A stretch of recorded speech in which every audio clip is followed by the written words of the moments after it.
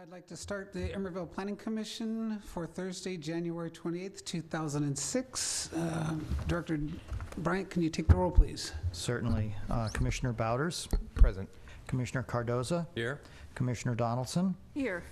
We are expecting Commissioner Kang shortly. Vice Chair Keller? Here. And Chair Gunkel has an excused absence this evening. However, we do expect him to arrive later in the evening. Until he arrives, Vice Chair Keller will preside, and we do have a quorum of 4 commissioners present. Thank you. So at this time, we'd like to call public comment for anyone who would like to address the commission on any subject that is not on tonight's agenda. Please step forward. Okay, seeing none, we'll move on to the action recap of December 10th, 2015.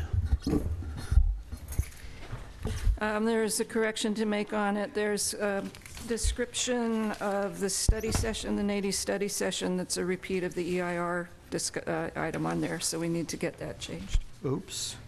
Item 7A is same as Say yes. 6B. So, Thought we fixed that. Thank you. And in the commissioner comments section, it makes reference to me saying that the city density bonus system incentivizes it. I think I said that I was concerned that it did, and that's why I asked for that. So I'd just like the word concerned to be added to that. Okay. Any other corrections? Okay. Move approval with the amendments. second. Without exception? Okay, that's... Director Bryant, if you're ready, we can take your director's report. Okay. All right, well, first let me tell you what the City Council has done since you last met. Your last meeting, as you know, was on December 10th, and the City Council has had 3 meetings since then, 2 regular meetings on December 15th and January 19th, and a special meeting this past Saturday, January 23rd. At their December 15th meeting, they passed the Significant Structures Ordinance on second reading, and that took effect on January 14th. They approved the annual report on development impact fees for fiscal year 2014-2015. Of course, in that fiscal year, we had 2 new fees that we didn't previously have, the Parks and Recreation impact fee and the Affordable Housing impact fee, in addition to the Transportation impact fee, which we've had for many years. They also approved the selection of Designing Local, that's the name of the firm, to prepare a public art master plan for the city. It's pretty exciting. That's the first public art master plan we will have ever had. And they also approved the selection of 5 artists as the finalists for the Emeryville Center of Community Life Public Art Project, and authorized the city manager to enter into conceptual design agreements with these 5 artists. 2 will be selected ultimately to install public art on the new ECCL campus. On January 19th, the council passed an urgency ordinance and introduced the first reading of a regular ordinance, both prohibiting the delivery of medical marijuana in the city. This was in response to a state law that required the city to take some kind of action by March 1st, or else the state law would take effect. That deadline was later rescinded or delayed, but we did it anyway. The council also heard a presentation from the mayor and several other speakers about the possibility of allowing medical marijuana dispensaries in Emeryville. The city attorney was directed to research the regulations of other cities, including cultivation, distribution, delivery, secondhand smoke, taxation, licensing, and land use regulations, which was when I started paying attention, including San Leandro's new regulations and process, and to bring back a menu of options at a study session in March. So if there are changes to the land use regulations in this regard, they will of course come to the Planning Commission for a recommendation before they go to the City Council, but that won't be for a few months down the road.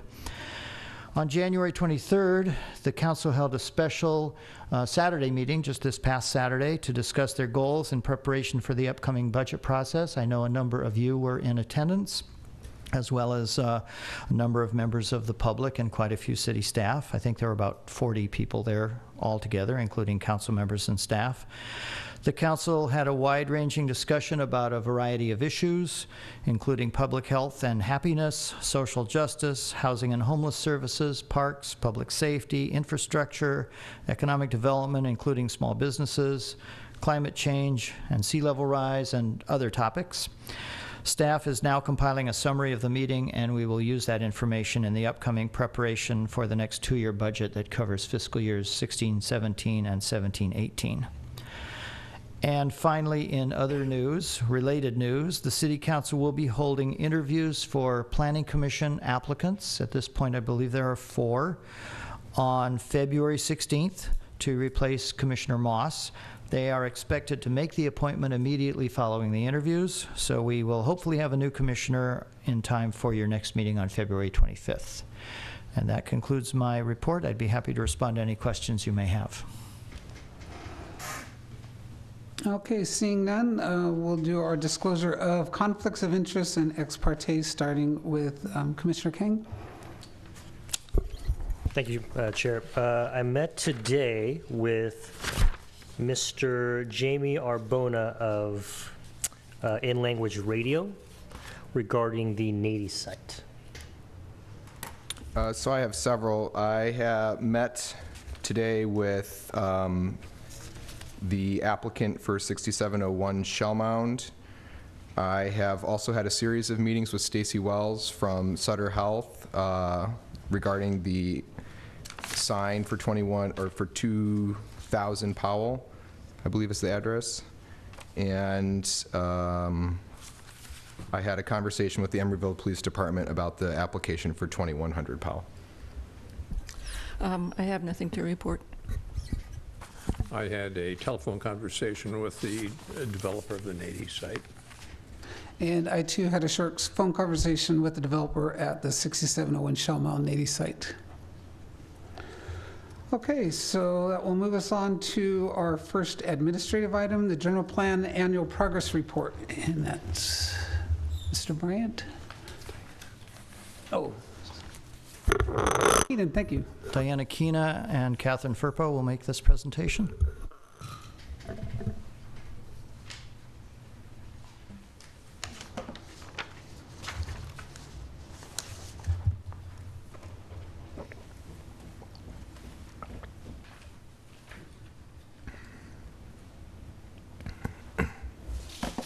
Good evening, Commissioners. So this item is about recommending council approval of the 2015 General Plan Annual Progress Report for us to send to the state. And we'll cover implementation of the general plan and the housing element and the housing successor report. Just hitting a few highlights of general plan implementation. The city adopted new residential development regulations, approved most of the marketplace mixed-use development, improved crossings at San Pablo Avenue, and the Stanford Avenue Park extension was completed. And the Emeryville Berkeley Oakland Transit Study was adopted in January, and the AC Transit Service Expansion Plan includes a lot of the connections that were requested in that document. The family-friendly residential guidelines were adopted. And the Building Occupancy Resumption Program is a program where property owners can get trained to inspect their sites after an earthquake so they can get back online quicker. And 2 businesses have applied for that program. Brochures were handed out on non-toxic pest control, and the city has reduced the amount of irrigation water that it uses, and many other things, but those are the big highlights. And in terms of progress on the actions in the general plan, 5 of them were completed before last year. There was progress made on 72 of them last year. 1 is scheduled for 6 to 10 years after adoption, and 1 is awaiting funding decisions, and that's the Arts Center in the building behind this building. There was a general plan amendment. The purpose of it was to increase the use of bonuses, and what it did was reduce the base development levels for height, floor area, and residential density, which you all know well.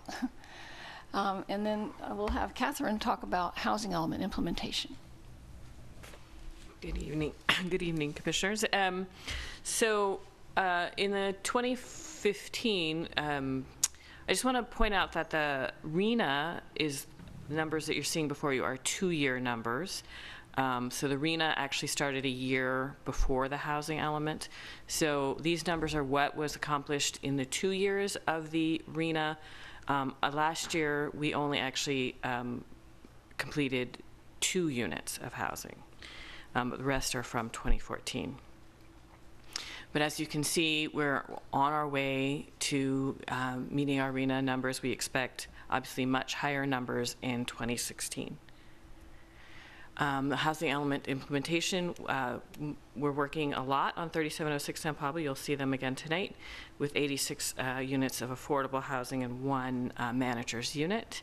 The site remediation has been completed, so we're very happy about that, and we're working on finding funding for 2 types of housing for special needs, developmentally disabled, and people with AIDS and HIV.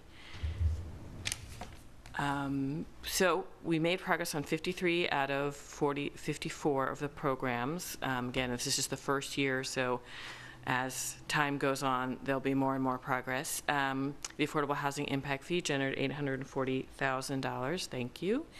And the city negotiated 11% affordable units at the marketplace. And the city this is our first full year of providing homeless outreach services, so seeing some progress there.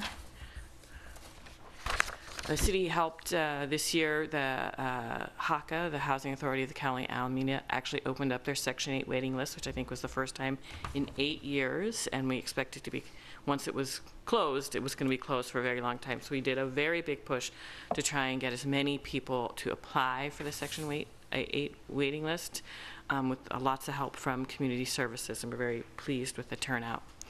Park on Powell and Emmy apartments were completed. 40 of those units are affordable. The 3900 Adeline, some of those units were completed this year, expect to be completed very soon. Of the total units, 12 are affordable. Construction began on the intersection, which is the Moz site. Now we're transitioning to the housing successor, which is calendar year 2015.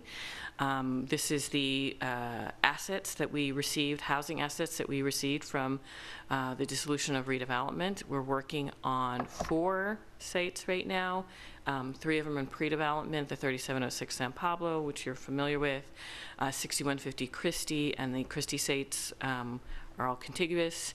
And then we have a very small site that we completed an environmental assessment for. And that is the end of the reports. Do you have any questions? What are the homeless outreach services that we're doing? So we are actually once a week right now. Berkeley Food and Housing has staff that go out into the field, and they coordinate. They try do case management. Initially, they do harm reduction, where they go and they see what's going on. They offer assistance. They offer food, and then try and get people into case management, and then eventually into housing. We're probably going to propose to expand that program in the next year. And the building occupation resumption program, is that just for commercial, or is that residential, or anything? I believe it can be for residential, but the only people who have applied are commercial. And there have been actually 2 approved this past year. I believe Wareham and perhaps Novartis, but they involve R&D buildings, biotech buildings. The current ones do. And But- where does one get information about that program? It's on the Building Division website. Okay. Any other questions? Thank you, Catherine. Okay, we'd like to open this item up for public comment. Any public wishing to speak has 3 minutes, and we ask that you sign in after you speak. Okay, seeing none, we will close the public comment and bring it back to the commission. Commissioner Cardoza, any questions or comments?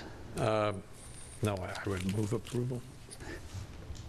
I do have one other question. Did we really issue 3,167 business licenses in 1 year? Think so. In 1 year? 3,000? Well, Or is that just the existing That might business include license? renewals. Those are probably renewals. Okay. I'll check Okay. that. It just seemed like a lot of business licenses in 1 year. Okay. I just have one request. I appreciate you putting the slide up, Catherine, about the breakdown of RENA. I feel a battle I've had for a long time is that we constantly use RENA, but we only use the sum number of RENA, and RENA is actually 4 categories of housing affordability and the needs assessment, right? There's the above market rate, the 120% AMI and above, and there's the other 3 categories of housing. And so the only thing I would ask, if commissioners will join me on this, is the report is great, and it's buried deep on page 4 of the appendix in table B, that breakdown. But I had come with the math myself tonight that you put up there, that page 11 of your actual report that you're going to hand over to the council, the paragraph that mentions 12.5% of implementation period has passed and 12.7% of RENA has been met, I would actually like them to see those statistical breakdowns by category. I mean, we're at 23% of market rate, so we're double where we are in the implementation timeline, but we're at less than 3% in 2 of the other 3 categories, or all of the other categories actually. And so I think it's important to let them know that since we talk about affordable housing so much in this community, it just doesn't make sense to not put that stat there. Want to comment? I have no comment. We have a motion on the floor to approve. Commissioner Cardozo, would you like to change your amendment to add, or your motion to add Commissioner Bowder's amendment? Yes. I'll second. Can we have the vote, please?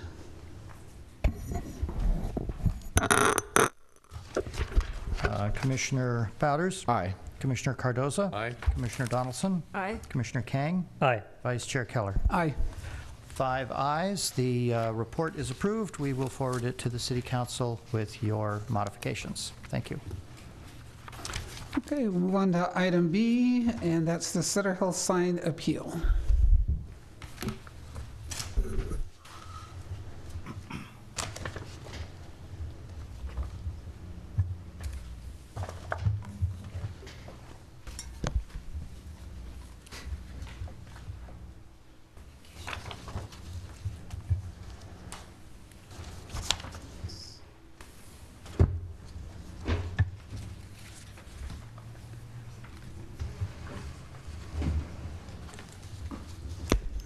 Good evening, Commissioners. So Sutter Health sign appeal for 2000 Powell Street is a consideration of appeal to the Community Development Director of the approval of 2 high-rise signs under the Towers Master Sign Program. So, sorry, there's the project location right there. So project overview.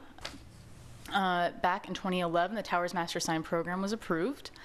In August, you saw some signs from Sutter Health that were not consistent with the Master Sign Program, so they proposed a major sign permit, and that was denied. So they came back for signs that were consistent with the Master Sign Program, and those are approved at the staff level.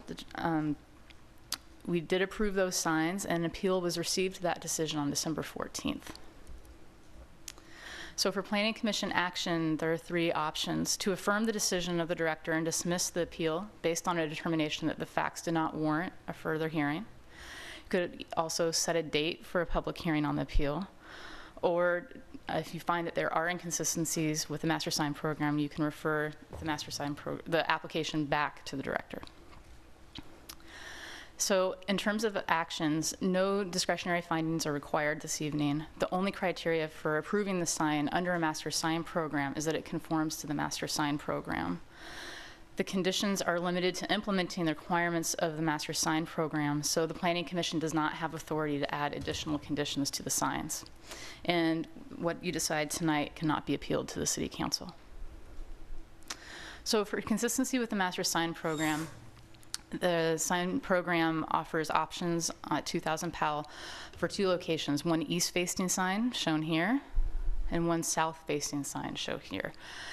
Both of Sutter Health's proposed signs are consistent with these locations.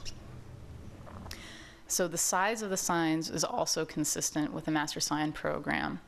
At the top there, you can see the master sign program with the tenant name area, and at the bottom, you can see Sutter Health's proposal. So the master sign square footage maximum is 324 square feet. The proposed sign is 280.5 square feet. This is for the east sign. The maximum dimensions are 54 by 6 feet, and the proposed sign is 46 feet 9 inches by 6 feet. The south-facing sign is also consistent with the master sign program. It's in the same location. The master sign program allows up to 144 square feet of signage in this location with the dimensions of 24 feet wide by 6 feet high. The proposed sign is 73.4 square feet and measures 24 feet wide by 3 feet and 3/4 inches high. So for the size, color, and dimming of the signs, so this applies to both of the signs. A dimmer switch is required to be installed for all signage, and also the sign must have only white letters and no logos. So in the conditions of approval for this letter, you can see there, number 2, the sign illumination must be dimmable and shall be dimmed to the satisfaction of the director of the community development if the director determines illumination to be too bright. So that was included in the approval letter for the sign. And as you can see in the application here, there's only letters, there's no logo, and it's all illuminated and daytime in white. So for comparison, there's just a chart that summarizes everything I just spoke about for the east sign, and a summarization of the south sign, comparing it with the master sign program as well, all consistent. So staff recommends dismissing the appeal based on their determination that the facts don't warrant a further hearing. However, if you would like to entertain the appeal, we would like to suggest that it be heard at the February 25th Planning Commission meeting. All right. Thank you. Any questions of staff? Okay. Does the applicant want to make a presentation? Well, seeing as this is not a public hearing, but is simply your consideration of whether or not to dismiss the appeal or to set a hearing, anyone, of course, can speak on this item, but each person should be allowed 3 minutes. Okay. Anyone wishing to speak?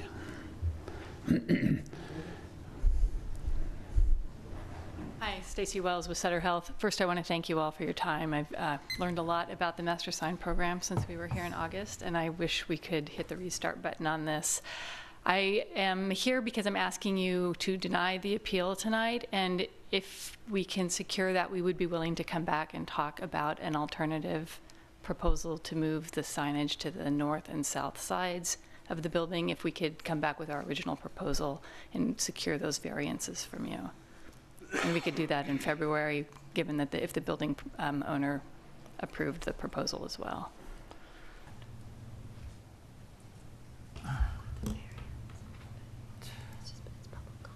Yeah, okay.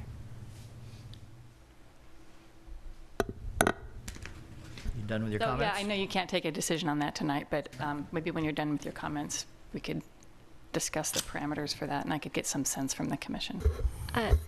I would have to say that that has not been put on the agenda tonight, and therefore we would have to set that for a different meeting. Yeah, I understand that, yeah. And I think it's important for us to know with some certainty whether the appeal is denied or not. And I just want the commission to know that we have really heard from all of you and from the community as well. We really want to be good corporate stewards. The north and the south sides of the building provide ample visibility for us. And in talking particularly a lot with Commissioner Bowders, I think that he's very persuasive in helping us understand what might be more achievable. Okay. I'm just thinking the commission is just taking that as information. Right, and if I could just And we're not add a considering couple anything. points of information. First of all, this is news to me. I don't know if Sarah has heard this before, but I had not heard that before this very moment, so I'm not really prepared to respond to it.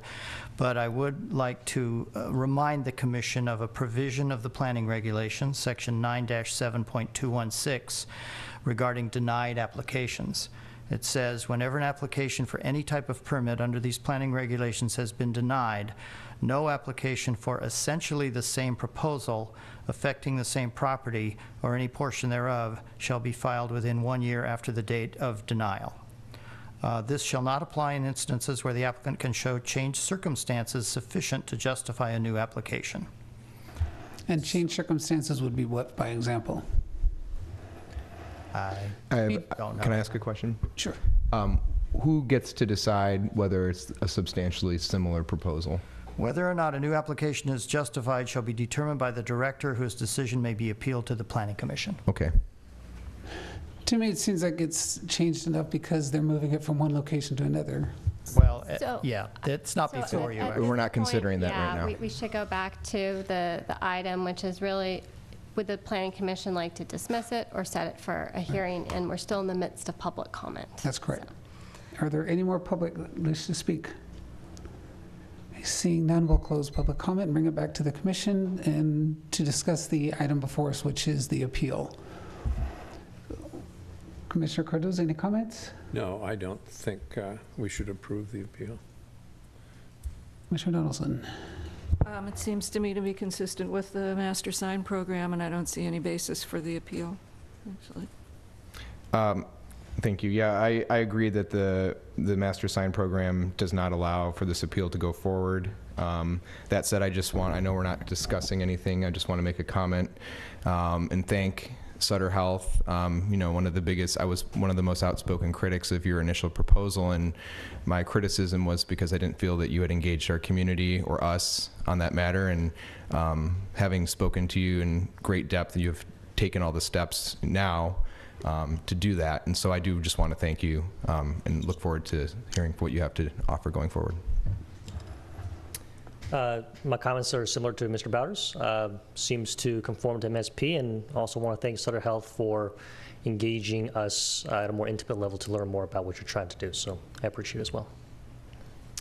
Sounds very well. I think that it's in, the sign is in compliance and that the planning director's direction should be upheld. So I'd like to entertain did you want to say something, Charlie?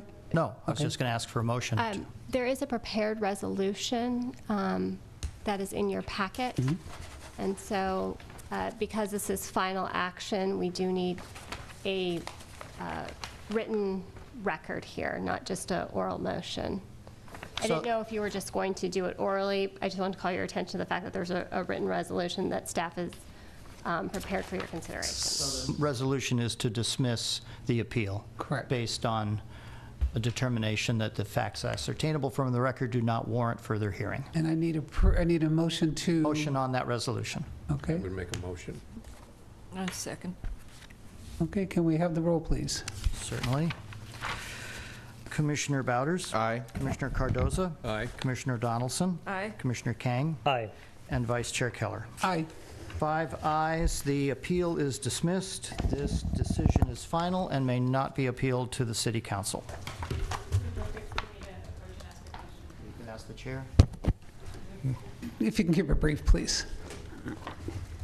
So this would be, we've worked this a couple times now, and we'd love to come back again with the proposal that I just made. I just am hoping I can get a sense from the commission of whether you would be I'm going to amenable to interrupt here that. and say, I don't believe that's something we can give you at this time. It's not on the agenda. Okay. Yeah, my next suggestion would be make an appointment to meet with the planning director. Okay. Right. That's what I was going to say. You need to meet with staff, and we'll talk this through.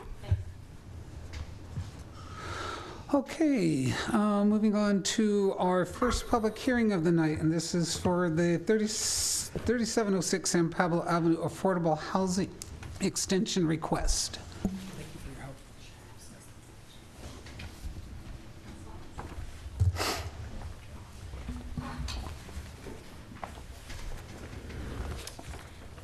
Good evening, Commission. This is a request for extension of a use permit and design review for a affordable housing project. This project was approved by the Commission last January, and it includes 87 units with a little bit of ground floor commercial space. And in front of your screen, you can look at the breakdown of the unit mix. And this is also what Catherine Firpo had mentioned in the general plan implementation report. This is the project she was talking about.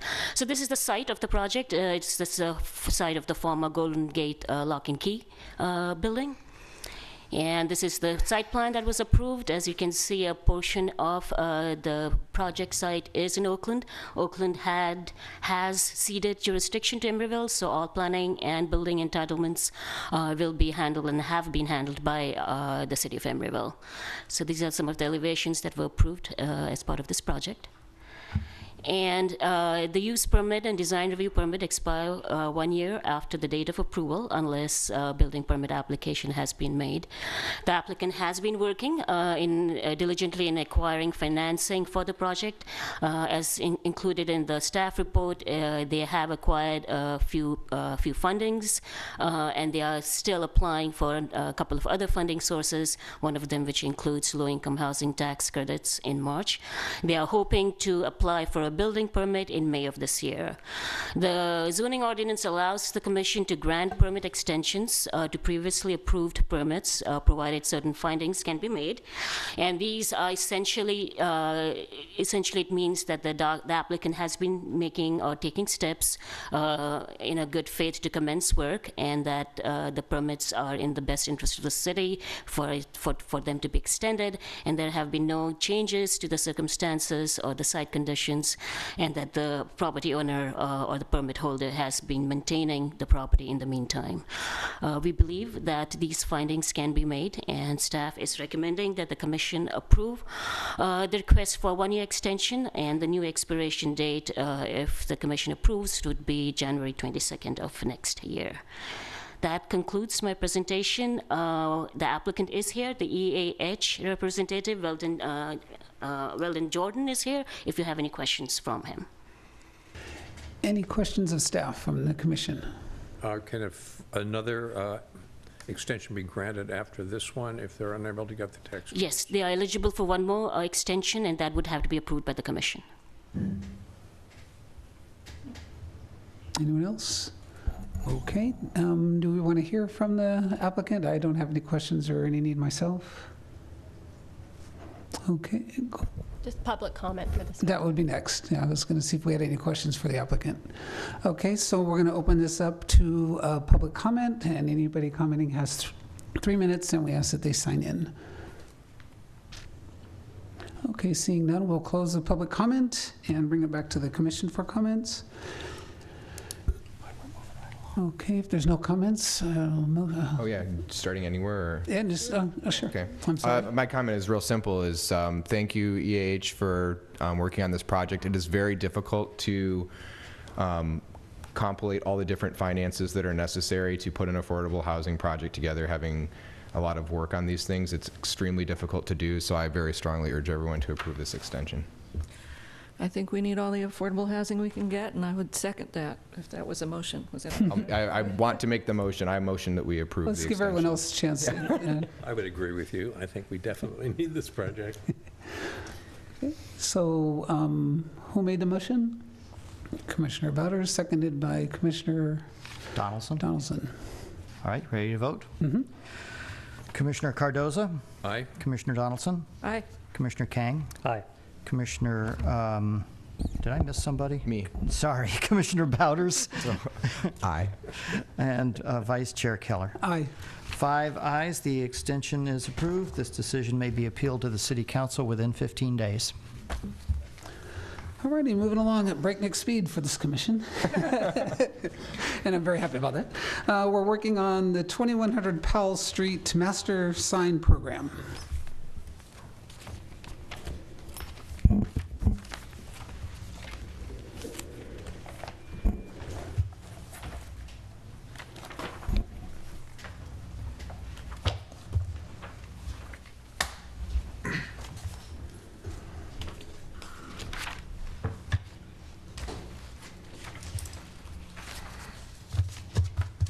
Hello again, Commissioners.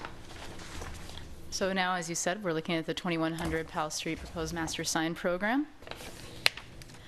2100 Powell, located just west of the freeway. Powell Street is south of the project site. The Shell station is exactly on the corner. Just north of there is a parking lot for the Hilton, and then there's 2100 Powell. So this is required due to the multiple monument signs that are contained within the plan, as well as signage for multiple tenants. And the intention of a master sign program is to create standards for tenant signage. So as tenants change over time, there's an established maximum allowable sign area, defined permitted sign materials, sign types, and it does not dictate content.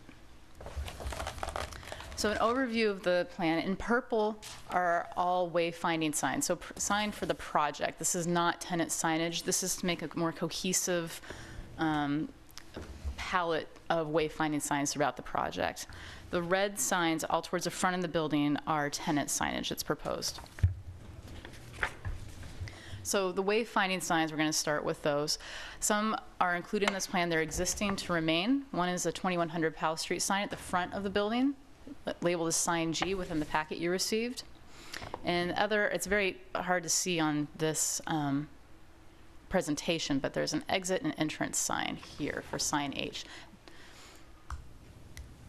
So wayfinding signs that are to replace the existing are sign A, which is on the north side of the property, just to the west of the garage entrance, and then on the south side of the property, set back considerable ways from frontage road. Neither of these signs are illuminated. So new wayfinding signs, signs C and D, these are also not illuminated. These are on the north side of the building, the parking garage area. And these are just also to help people entering and exiting from the facility and not illuminated.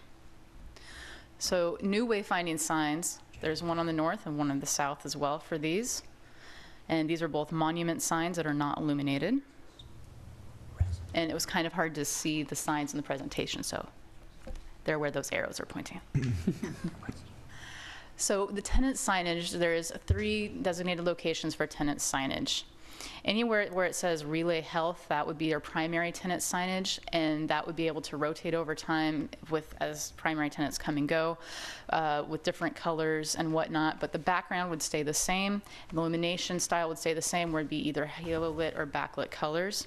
The tenants that are shown as tenant A and tenant B, those would only be able to be with black lettering during the day and illuminated white at night. So you wouldn't have a whole lot of colors at one time in one area. So one monument sign is towards the north of the property along Frontage Road, and that has the 3 types of tenant signage there that we just talked about. It's about 6 feet tall, and all of these are about 1 foot thick.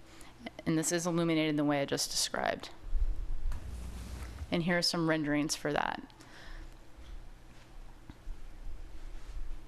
There's also an existing monument sign towards the south of the building and along Frontage Road, and that's proposed to be replaced with the same style of tenant signage. It's slightly smaller. It's only about 3 feet tall. And here's some renderings for that. Well, the signage area is only about 3 feet tall. Let me correct myself on that. And then there's a new proposed suspended sign at the front of the building with the main tenant. And so once again, the idea is that the letters could change over time as tenants come and go, but that background would stay the same to be consistent with the design of the building and provide cohesiveness, with the other signs in the master sign program. And is that sign over the door lit? I think that's what you're showing here. I'm sorry? That sign would be lit? Yeah, so let's look at that. Ta-da! So there it's illuminated at night. It's the letters, but the background is not illuminated. And that's consistent with the monument signs, same exact illumination style. So master sign program findings, that it promotes visual harmony, that it relates well to the building and is compatible with the architecture. It's in character with the surrounding area. The total aggregate sign area is consistent with our code, so that 1 square foot of sign area per lintel, it does not exceed linear, I'm going to try that again. So there's not more than 1 square foot of signage per linear foot of public frontage. So if you have 500 feet of linear frontage, you couldn't have more than 500 feet of signage. Permitted signage is no more than necessary, and master sign program must comply with the Emeryville planning regulations, which staff has found this to be compliant. Additionally, it has to be consistent with the general plan, conform to the Emeryville design guidelines, and have high design quality with no adverse effects. So staff recommends approval for this project. The applicant, Kari Aycock, is here to answer any questions you may have, and I am as well. Thank you, Sarah. Sure. Do we have any questions of staff? Does anyone have any questions of the applicant or want to hear a presentation? Okay, well, we'll open this up to the public comment. Again, public has 3 minutes. And we're seeing none, so we'll close that public comment and bring it back to the commission for discussion. Commissioner Cardoza, I think you're ready to speak. Yes, I really object to the signs J, K, and I, which are basically advertising signs. They're not retail businesses, and you know, there's nothing like that at the towers. And it's my understanding the anchor tenant in that building is art.com, because they spent a huge sum of money on their signs. And these little things are just look like junk to me, and I don't understand why we'd have them. I think the rest of the signs are very nicely designed, and we should go ahead with them. Commissioner Donaldson. Ask for a minute. Okay. Before I make my comments, I have a question for Charlie based on something Buzz just said. Is it true that the other towers don't have above the door monument? I thought I've seen like signs above the monuments on the other towers buildings, like above the door, like this relay, the K sign here. I thought I've seen, they may not be lit, but I thought there was monument signs for some of those other. Those aren't monument signs. Monument signs are the ones that sit on the ground. Well, what's K then? K is a suspended sign. Or I'm sorry, a suspended sign, Between the thank two you. columns. You know, off the top of my head, I don't know what the other towers have. Maybe Sarah does. The applicant looks like he has an answer for I that. went by there today and looked at it specifically, and there aren't any signs except for the bank. And the deli, doesn't the specialty deli have a sign? I believe, oh, there are other signs. I know there are definitely other signs at ground level. But they're not business signs. The specialty deli advertises the delicatessen that's in the one building there. It's kind of where Pete's is. Can I ask the applicant? Sure can. Applicant, are there other, what's your name? I'm sorry. Kari Aycock with Heinz. Hi, thanks. So the other buildings, you can lift that microphone so you don't have to. There you go. So the other buildings, are you familiar with, could you explain? Yes, Specialties has a sign like K that dangles beneath their overhang as well. I believe there's one for AAA, and is it Regency Suites? It's one of those concierge suite co-working spaces. I can't think of the name of the company, but I can look it up. Okay. But they all have that sort of sign that hangs beneath the overhang on the first floor. Thank you. So my comments, you've all received a copy of a letter from Sergeant Mike Allen. I know he's doing better things this evening than watching us, but I wanted to give him a shout out and a thank you for responding to my request for his opinion on this. The sign I had an issue with, I have to think about Buzz's comment for a little bit, but my sign issue was sign F. Sign F is the directional sign that's located on the northeast corner of the property on the south side of the access road. And if you look at page 9 of the packet, it's the only place I could find a diagram of this. The map, there's a kind of like a watermark map of frontage road and the intersection with the off-ramp from I-80. And having been through this intersection many times, the off-ramp and the light lines up ahead of, you come off at an angle that makes you look into the oncoming traffic leaving the eastbound traffic leaving access road. And when I looked at the image of F on page 15, to me it invited driver confusion. I think a person sitting at the light, especially since this is the sign that directs people to the visitor's garage, I think for a person who might not be from Emeryville or familiar with this exit would come off and would potentially drive into the oncoming traffic, because even looking at that picture, there's so many there's so much there before you actually see the median and the single lane of traffic that goes in the other direction that's hidden behind the trees. And so looking at the site map, it appears, and Charlie, correct me if I'm wrong, but it appears that the majority of the median, except for the first 8 or 10 feet from the intersection, actually are part of 2100 Powell property. Is that correct? I think so. I looked at a assessor map of the area, and the parcels in this area are extremely confusing. There's lots of funny little sliver parcels left over from when Caltrans widened frontage road. Oh, you're looking at the parcel lines on 9, yeah. But I believe that it does appear that the median is owned by the same people that own this building. Okay, so my request of the applicant is, just for the benefit of those who are in the public who didn't see this letter, which we just received, I asked of the Emeryville Police Department to provide an opinion on whether or not they thought this would be an obstacle to traffic, and the response from Sergeant Allen was that he agreed that it would be better to place this sign in the median to prevent driver confusion, as opposed to the proposed placement by the applicant.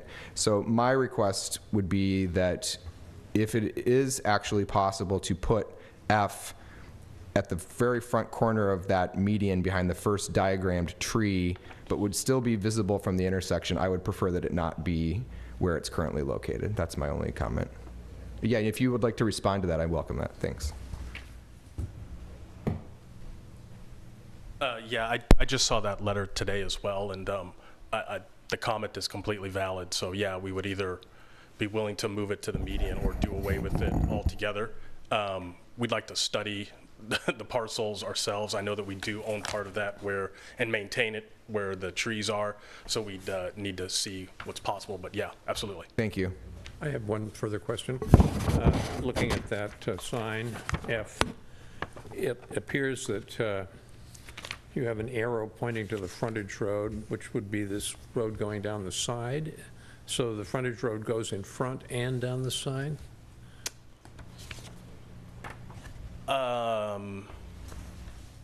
Well, it's more to, that's probably the type of thing that could be better clarified if we put it on the median and maybe put an arrow with a hook to the left or something like that, so that you knew to pull in to get to the, because it could be confusing with all the one-ways and everything around there, how to get into the visitor's entrance, so we're open to it. Okay, Commissioner King. I just had a question from my fellow Commissioner Cardoza. Just on the signs I, J, and K, was your concern for those particular signs the aesthetics don't match? Could you just clarify what you mean? Yeah, that's part of it. And the fact that it's basically advertising signs. Now, if it's a retail business, I could understand it, but these aren't retail businesses. And, there are many, many tenants in the building. Where do you stop?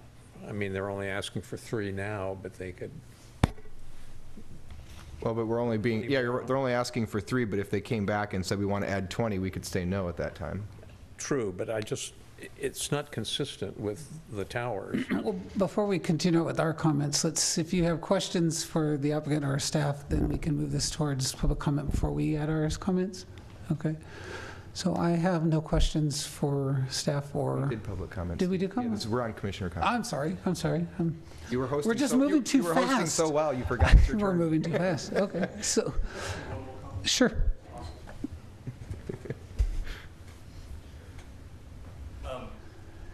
To the whole point of it being retail, for example, Relay Health, they had a sign across the highway when they were at their previous tenancy in Emeryville, and they decided to stay in Emeryville. But I looked it up, and it's Regis. Regis Suites is the other sign that hangs, like I was describing, over at the towers. And similar to like a Regis, Relay Health does get visitors to their suite. So you're correct. It's not a retail use, but they do need identification greater than someone knowing that they're in 2100 Powell, coming into the lobby and looking for them on our directory to be able to identify that that's where they are. So that's kind of the thinking behind adding K and I, and then J is an existing sign, which is just needs to be gussied up. It's ugly. So that's why we want to modify that as well. And my comments, which have yet to be heard, is I'm not quite as strict as my fellow commissioners are on signs, but having just come back from Escondido, a city I'm not familiar with, it took me 3 attempts literally to find my hotel, and I looked at it Google Maps. I knew the road to go on to find it. The sign for the thing was intermixed with a bunch of other signs. It was small, and I literally had to attempt to find the place 3 times.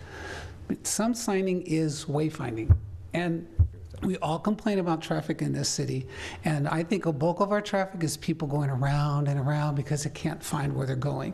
I don't find these objectionable. They're not in anyone's face. They are advertising. No one's going to deny that signs are advertising, but advertising bring customers, customers bring revenue, revenue pay taxes, and we all like to have fire department, police. So I don't find these objectionable. I believe that, in this area with this congestion and crazy it is, I think if someone sees where they need to go and they get there very quickly, we're all better off for that. So that's just my comment. No, I agree that this is a great sign program. But I'm talking about if someone's looking for Relay Health. Don't mean anything. Well, I mean, you really have to squint to see them, and the one that I found, searching for them. You're looking for the address. The one that I found my hotel was a sign exactly like this. What I finally didn't it have saw. an address? I'm not looking for the address. I'm looking for the logo. I'm looking for the name of the hotel. I don't care what the address is. I'm not going to look for that. I just need to know where Comfort Inn is. So that's just my opinion. I just want to add on to something you said, Commissioner Keller, because I agree that signs are a difficult issue. I pay a lot of attention to them. But I agree these are wayfinding signs, and they are different than high-rise signs and other signs that I find a little more objectionable.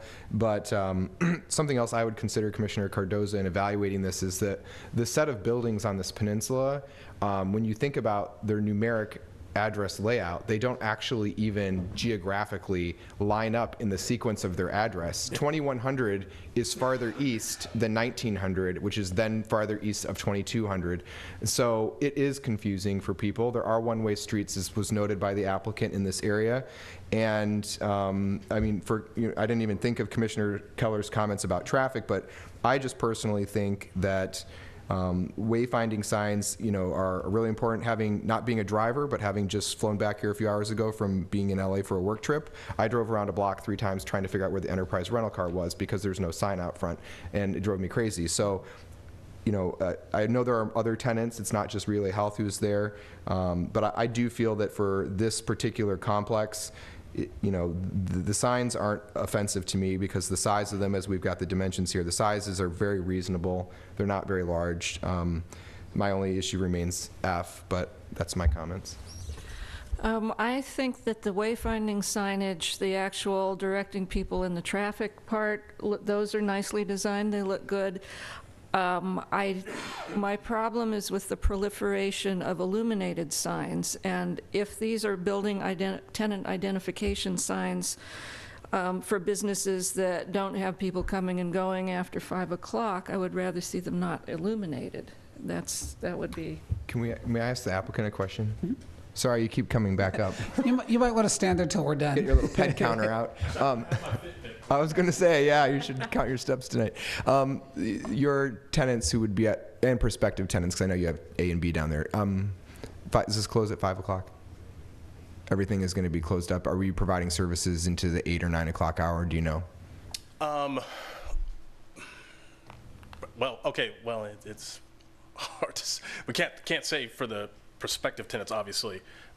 Some of the tenants are certainly working past 5, 6 p.m. Absolutely. So, but would a visitor be coming to see them at that time? The people who would need absolutely, the wayfinding. Yeah, we have to keep 24-hour security and manned presence. Our lobby is unlocked 24 hours a day because we have security presence for tenants and guests to be able to interact and get into the building rather than being jammed up there. So, yeah, I mean our tenants don't just, even though a lot of people commute there, and not a lot of, or it doesn't mean that we shut our doors at 5 o'clock. We don't do that. I generally agree with Commissioner Donaldson on the lighting of signs, but sometimes not lighting a sign almost makes it more of a nuisance because then a person slows down to try and read it because it's not lit, thinking that maybe it's the place they're going. So I just put that out there as something to consider when we evaluate that factor. And Charlie, are these signs dimmable as well as all other signs? I believe they are. The planning regulations require that. In the conditions of approval, I believe. Let me flip to it. I'm kind of sure they are. I just want to make certain. I think it said it in it. Yeah, I think it did too. So, I mean, I think we can control it with dimmable, and I think if we need to or want to, we could even ask that they be turned off after a certain time. Well, the directional signs aren't illuminated.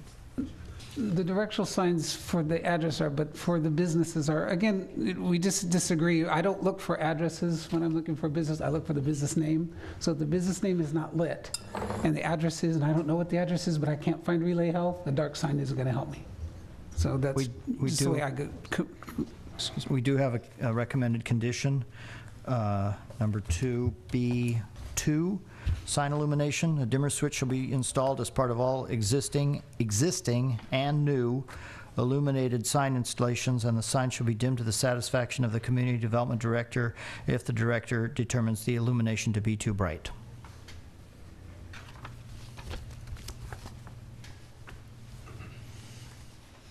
So in the overall scheme of things, how does that make you feel?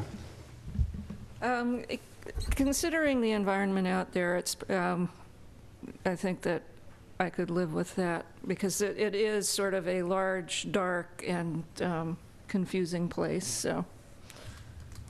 I have a question for staff. How often do you get calls, or how often do you go out and dim? Rarely.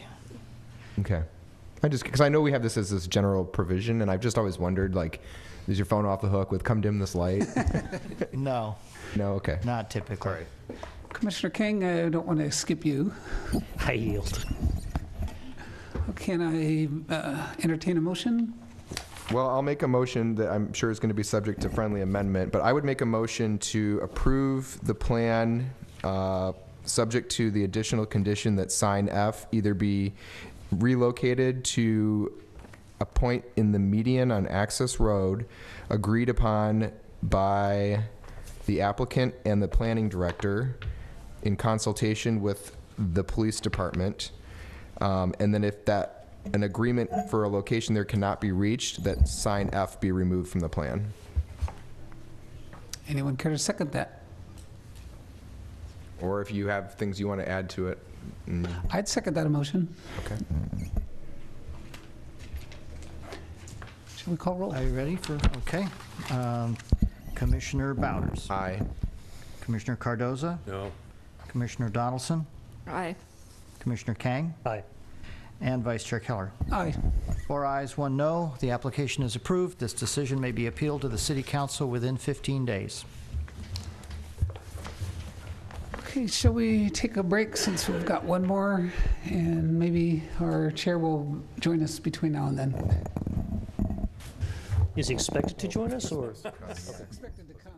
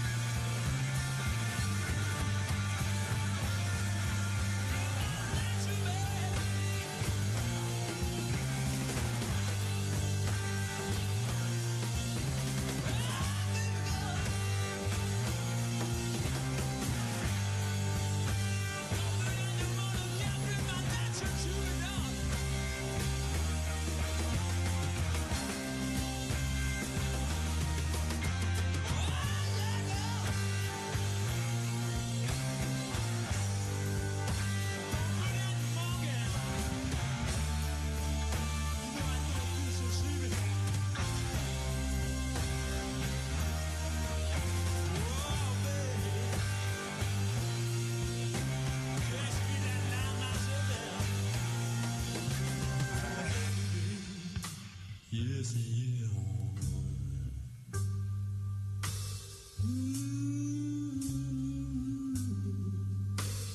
Lord, Lord, Lord, need some love and yes I do, child. Help me, baby.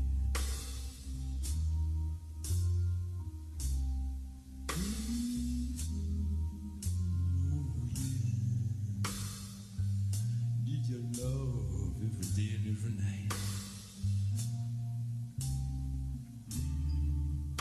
You're the joy of my day. Lord, Lord, Lord. Go out on the street and find somebody else to share. Help!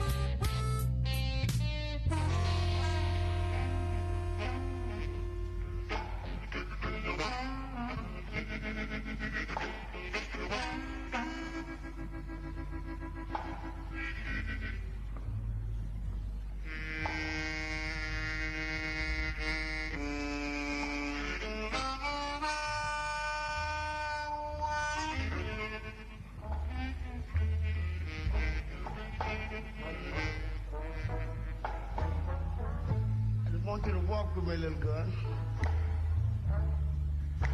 Come on, darling, walk with me.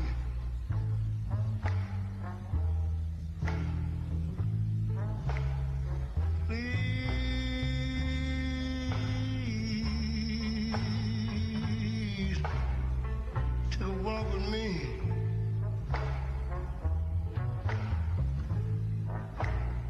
We're going to the same old place where we long to be.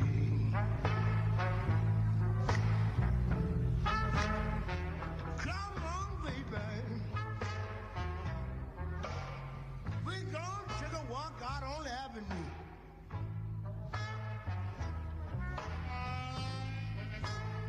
Come on, baby.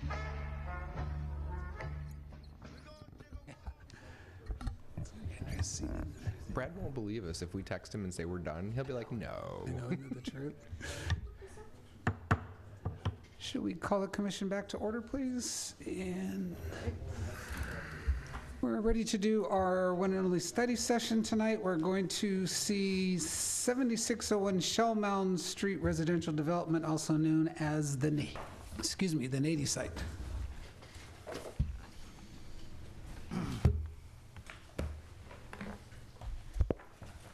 Good evening again. This is our second study session on the 6700 Shellmount Street project. Last month, you had the first study session and you provided some comments. Last month, we also took some comments on the EIR on this project. And we are currently working on preparing the response to the various comment letters that we received, and that would come back to you at the time of when the project comes back for approval. So since the last study session, the basic program has not changed. So in terms of the site plan, in terms of number of units, in terms of project amenities, they have all remained the same. The unit mix has also remained the same. So it's the breakdown of, the breakdown can be seen in front of you. The circulation plan in terms of how vehicles and bicycles would rotate has remained the same. And the basic configuration of the 3 courtyards and the unit surrounding has also remained the same. So the changes that have made are basically exterior facades. There have been substantial changes to that. In response to various comments, they have introduced more brick and metal cladding and less checkerboard pattern materials. Building corners also have been revised, particularly the southeast, to make them more defined and integrated. There have been some landscaping changes on the podium level. There has been no change in the unit design in terms of family-friendly guidelines. So these were the elevations that you saw at the last study session of the south and west, and these have been changed to the current ones are these that are in your packet. I'm not going to go change by change because the applicant is going to be taking you through that, and I believe they may also be showing more further defined elevations that they have been preparing since they last submitted the packet. So these are the north and east elevations that you saw last month. As you can see, there's a lot of checkerboard patterns, and this is the current proposal that you have in your packet. In terms of our comments on these changes, there is a general comment that, I mean, it is a study session, and they will make the changes, but the floor plans and the elevations don't quite match up, and they need to work, coordinate that better in there before, it goes for approval. There was a comment made at the last time regarding access to the courtyards from the abutting units. That has not changed, and the private patios have not been added since the last. They have shown, the sheet shows, the green arrows, which makes it clear of what the existing, existing configuration was. Landscape plans, again, needs to be further refined to match the courtyard elevations. There are certain details regarding fences and materials that need to be included. In terms of unit design, a little further analysis that we did, and we have one comment regarding the C2 unit type. There are 28 of them, and 17 of the 28 3-bedroom units are C2 type. So it's kind of important that this unit type functions well for families with children. And so our consultant, Arnold, did a suggested trial of how the proposed unit that you see on your left can be modified to make it a little bit more functional. So what is going on here is that he's made the living area is bigger and the kitchen is bigger, and the circulation areas have been reduced so that there's a better entry to the unit. And this is the old unit. You can see the ones in dark. In terms of issues that need to be considered and for which we need your direction is the mix of uses. As we had mentioned even at the last time, and this question was asked to you at the last study session, and it is that in this zoning, in this MUR district, where the unit site area is more than 1 acre, you need a mix of uses. In an older study session when not Anton, but when Avalon was proposing proposals on this site, the opinion had opined that the single use was appropriate at this site. And since then, all the various study sessions have assumed that. I just want to check in with you that the commission is satisfied that single use is appropriate at this site. In terms of unit design recommendations, at the last study session, the staff report included extensive comments regarding compliance with the city's family-friendly design guidelines. In response to your comments, the applicant has felt that no further change is needed. So the question that staff has from the commission is, does the commission believe that the unit plans as presented today, which have not changed from last time, do they comply with city's family-friendly design guidelines? In terms of facade changes, as I mentioned, and as you'll see further, the applicant has made substantive changes.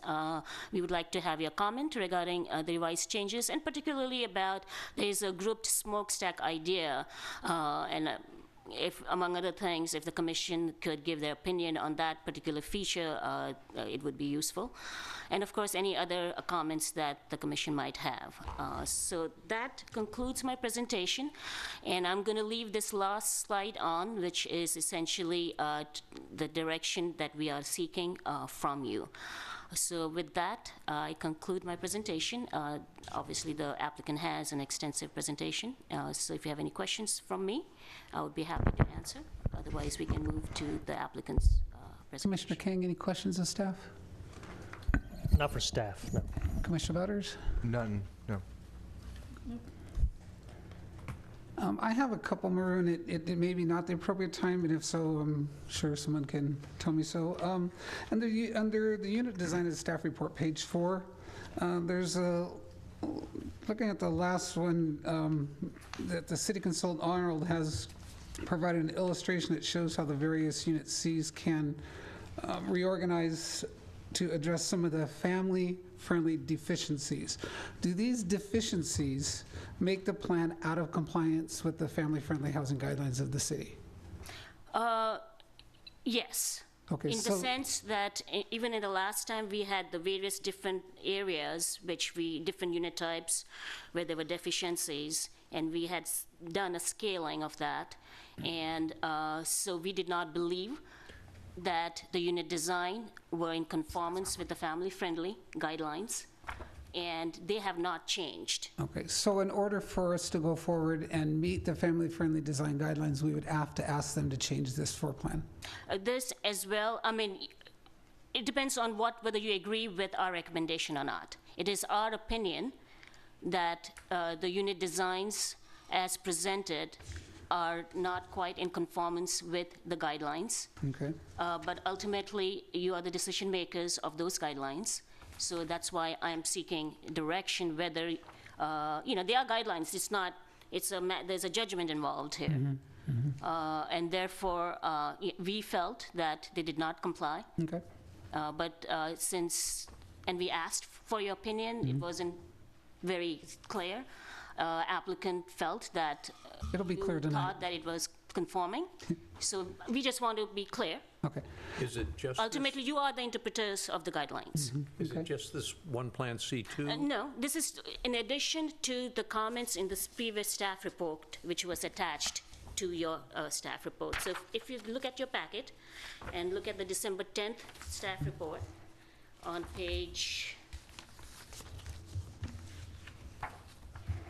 starting on page 6 through page 8,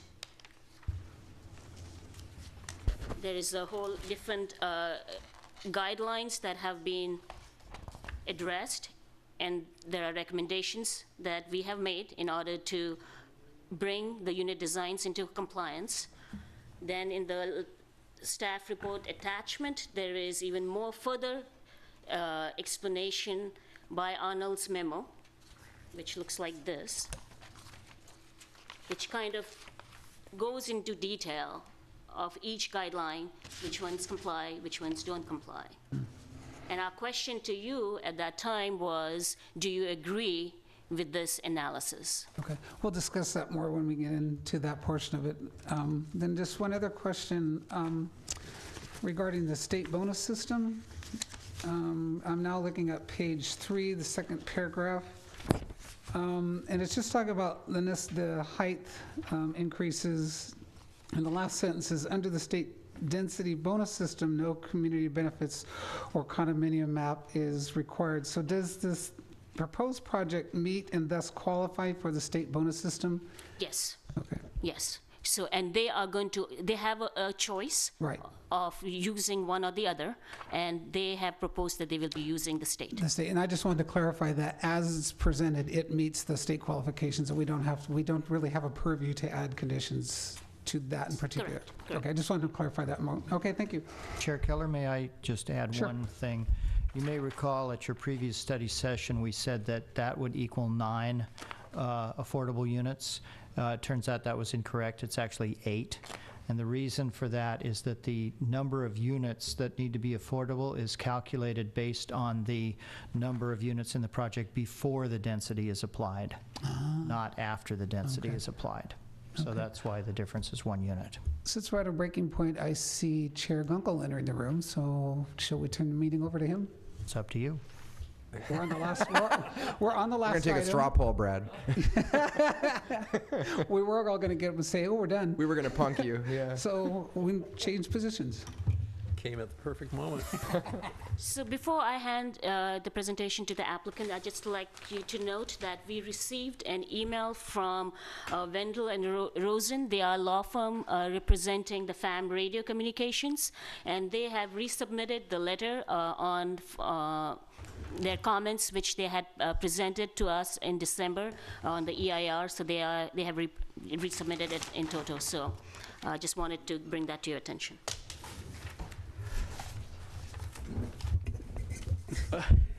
Hi.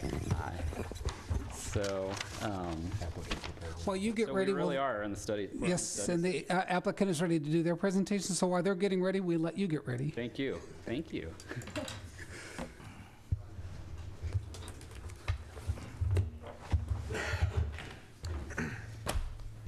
Commissioners, hello. So Andrew Baker from Anton Development, and we're here to continue talking about the project at Shell Mound. First off, I'd like to give a sincere gratitude to the comments that we got from the last study session. I think there was a lot of really good comments, and we folded those in and listened to what we were told and really tried to work and react. And I think the product now is better than it was in December. So we sincerely appreciate all the constructive criticism. The first thing we addressed was the exteriors and materials, and we've gotten some really good feedback on that. So I'll let the architect kind of dive into that, but I think we're on fairly good footing there, I hope. The courtyards and landscaping have been reprogrammed, north versus south, and privacy and viewing corridors and accessibility have all been improved. So we're feeling good about that, and our landscape architect is here to discuss that. I do want to just quickly touch on the FAM radio. We had acknowledged that we got that letter, and apparently there was a miscommunication between some communication back and forth between our parties.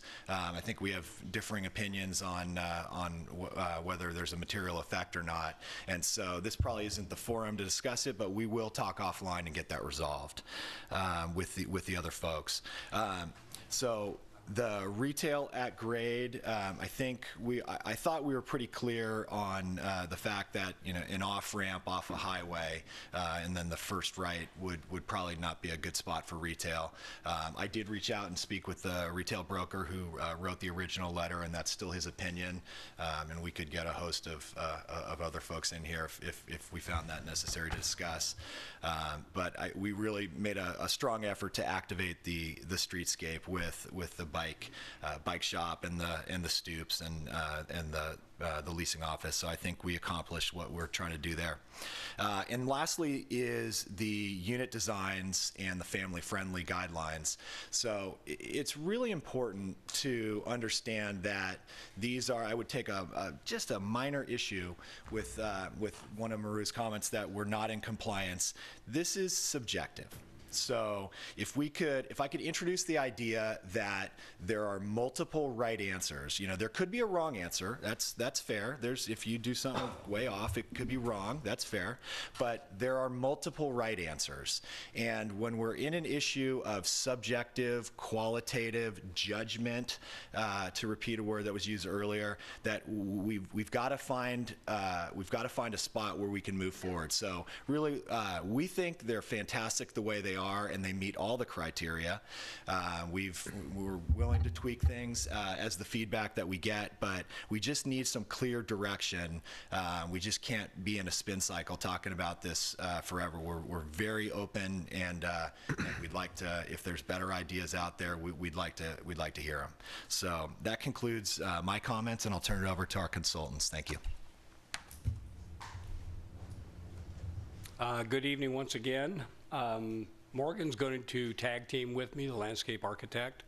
Apologize for the slightly hoarse throat. It's from cheering for the Warriors. Yeah, thank you. Very quickly, there's a limited number of items to cover, and we've been before you a number of times. We've done extensive work over months and months. We've met with city architect, consultant 3 or 4 times on this project. We've worked with staff. I think we've made huge headway. I would echo Andrew's comment that the project's become much, much better as a part of this iterative process that we've gone through, both with the staff and with the commission. You all know where this site is. We've been here enough. You know exactly where the site is, so we don't need to dwell on that too much. But the things that we took away from the last meeting were to modify the elevations to reflect a more industrial look and feel. We agree 100%. Minimize the checkerboard panels and maximize the use of brick. Use it judiciously and put it in the right place. Improve the connection between the roof club kitchen and the terrace. Couldn't agree more. The southeast courtyard needs more visual stimulation. The townhouses should have larger porches. Provide more direct access from the units to the courtyards and the podium level. With that, I'm going to ask Morgan to step up, and again, we're going to go side by side here so that we can cover this quickly and comprehensively. So, Morgan. Tom, if I may. Yes. Could you also point to the commission changes that you've made since the packet that they have in front of them? That would be really useful. That's a great idea. It's been an evolving process, and the goal is there are changes that have been made. It's not quite fair to Maru because we've been moving this thing as it's going along, all in the best interest of the project and to make it better. So we've been evolving it, and there are some changes that didn't get picked up by Maru. So we'll tell you what those are. Thanks, Tom. Did everybody hear me? Mm-hmm. Oops, I always have trouble with these microphones. My name is Morgan again. I'm with the Gazzardo Partnership. We're the landscape architects on the project. I want to again echo the sentiments of Andrew and Tom as well, that I do believe that the feedback that we received at the study session in December was very beneficial to the project and especially to the landscape scope. I think the comments we received from this body was able to we were able to take those and develop the design and make it a better product that I'm excited to present to you this evening. With that, let's start by looking at the at-grade portion of the project, which is on the screen right now. I just want to highlight a few things for you with regard to this. This area, for the most part, stayed the same, but there were some minor modifications that we went through and did. One of those was the patios for the units, and Tom touched on this as well. We studied that, and we can enlarge them for the townhomes and about 1 to 3 feet, depending on their proximity to the EVA. So we will, in further submittals, show larger patios for those units. I did want to touch briefly while we're on this slide. I didn't plan to speak to it, but the dog run and the playground area in the lower southwest corner of the site. This isn't a very good slide for this, and I apologize for this. I don't have an enlargement. There is an enlargement in the package if you want to follow along there. I believe it's sheet L4. The point I want to touch on with this is the dog run and the playground area would be separated by fencing. They would have they don't have the same entrance.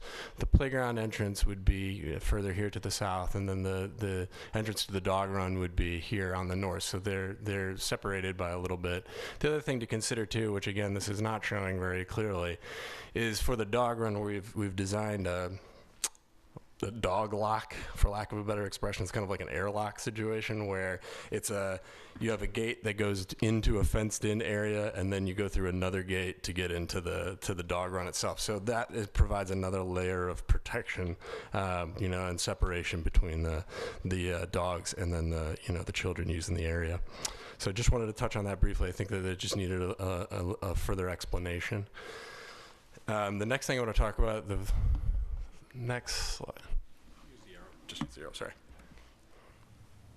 The next slide, and the final point I want to touch on the ground, is that we did realign this fence at the EVA.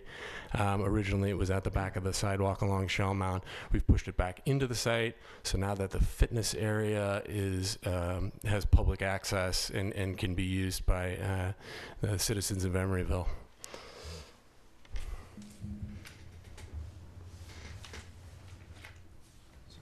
The next slide is showing the podium, third level podium level, and the courtyard, landscape courtyards on that level. This is where the majority of changes to the design in terms of the landscape scope occurred. I do want to make some general comments about it. One was the privacy screen for the private patios attached to the units was originally 60 inches. We've brought that down now to 42 inches, which is guardrail height.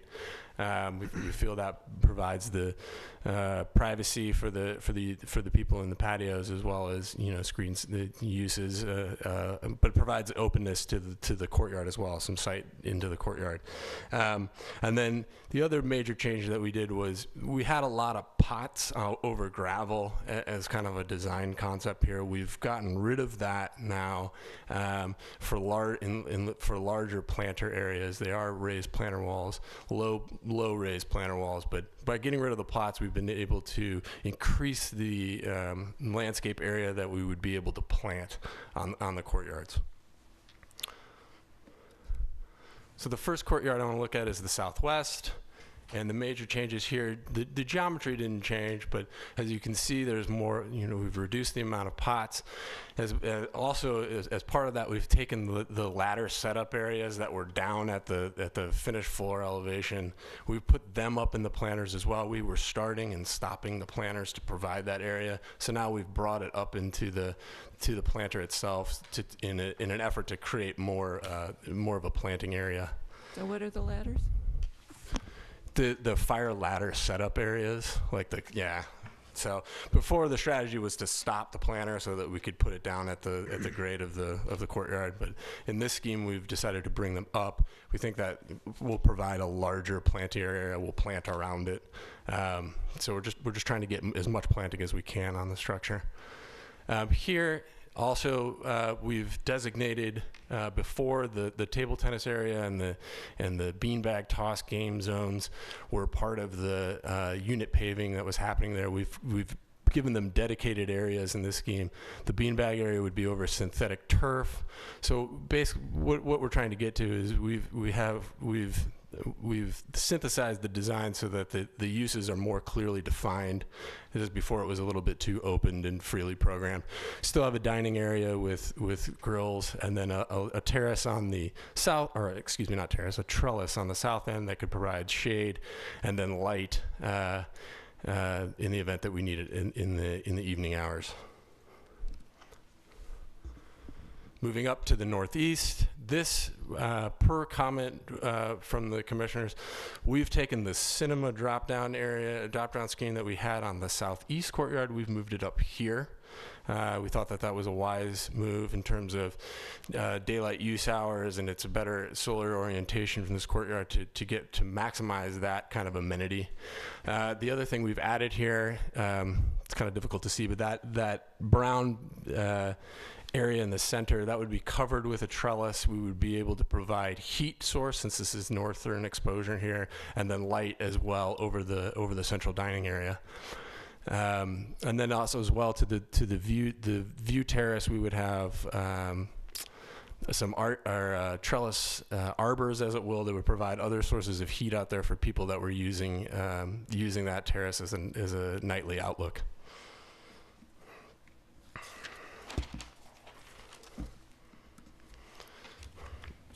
Sorry. Moving down to the southeast courtyard, this one was the most refined.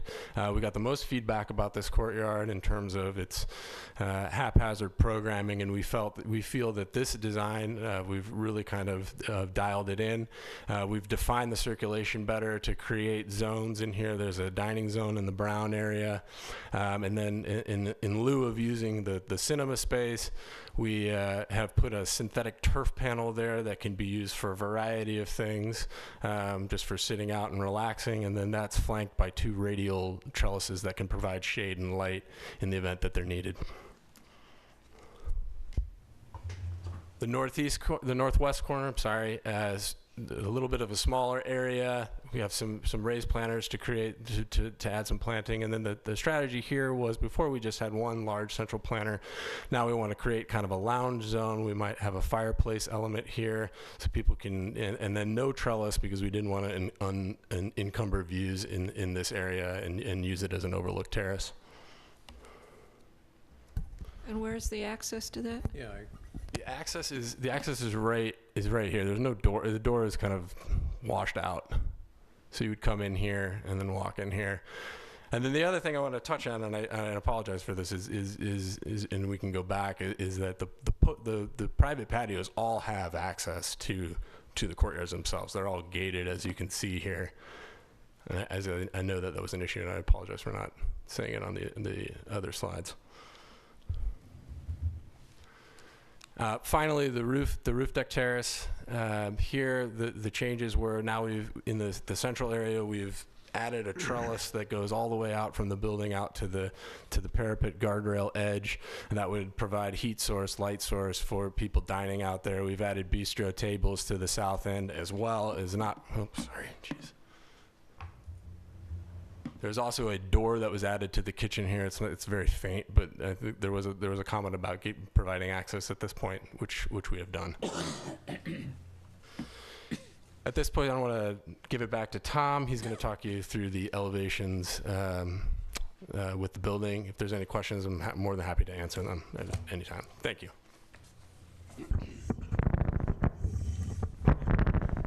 So Maru's already put the elevations up, and I think you can tell pretty quickly the difference between the previous submittal that we made, the use of materials, the layering, the colors between the previous and this one, and I believe those are in your package.